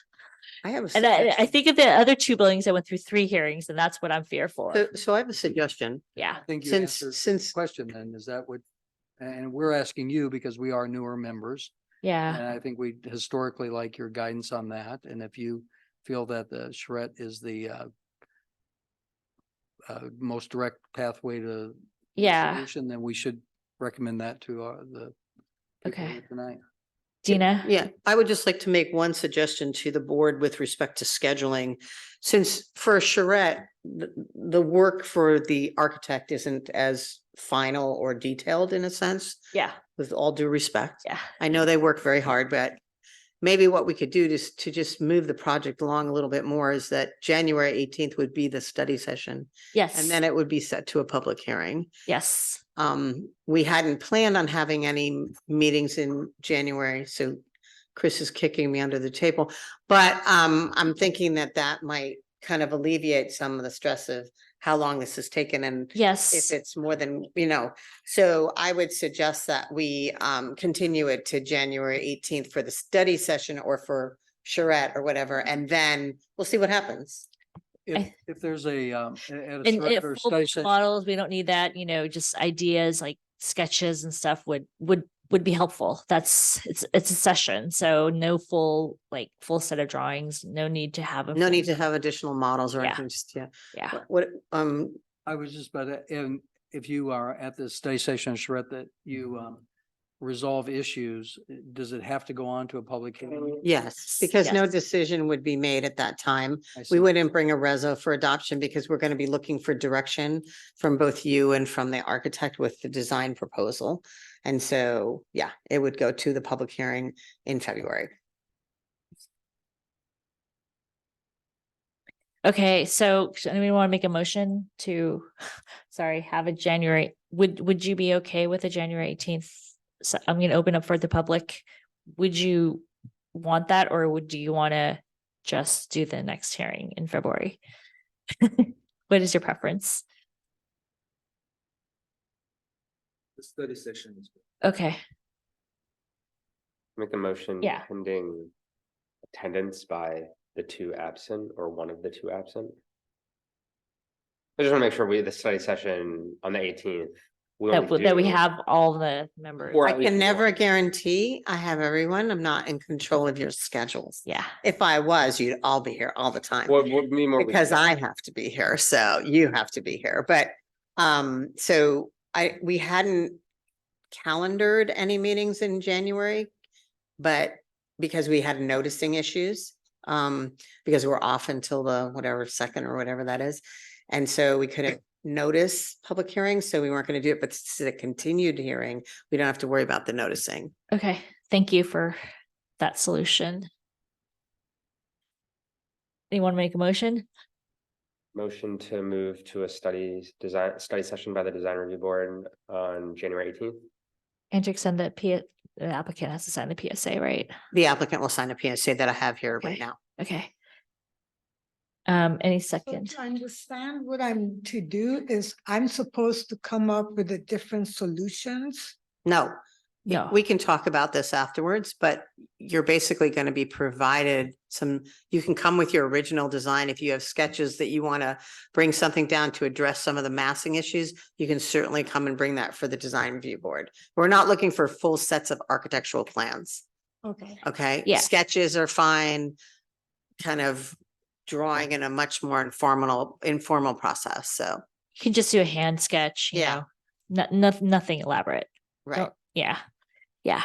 Please don't spend an Well- exorbitant number of time. Yeah, We will certainly work with the applicant before, we leave in a couple of weeks. So, Monday or Tuesday, let's talk and we can I can kind of show you what we've done in the past. yeah. Okay, any second? Second. Voice vote, all in favor? Aye. Are you in favor? Okay. All, 3 in favor, then 2 abstaining because they weren't here. So, and the hearing is closed. Thank you. So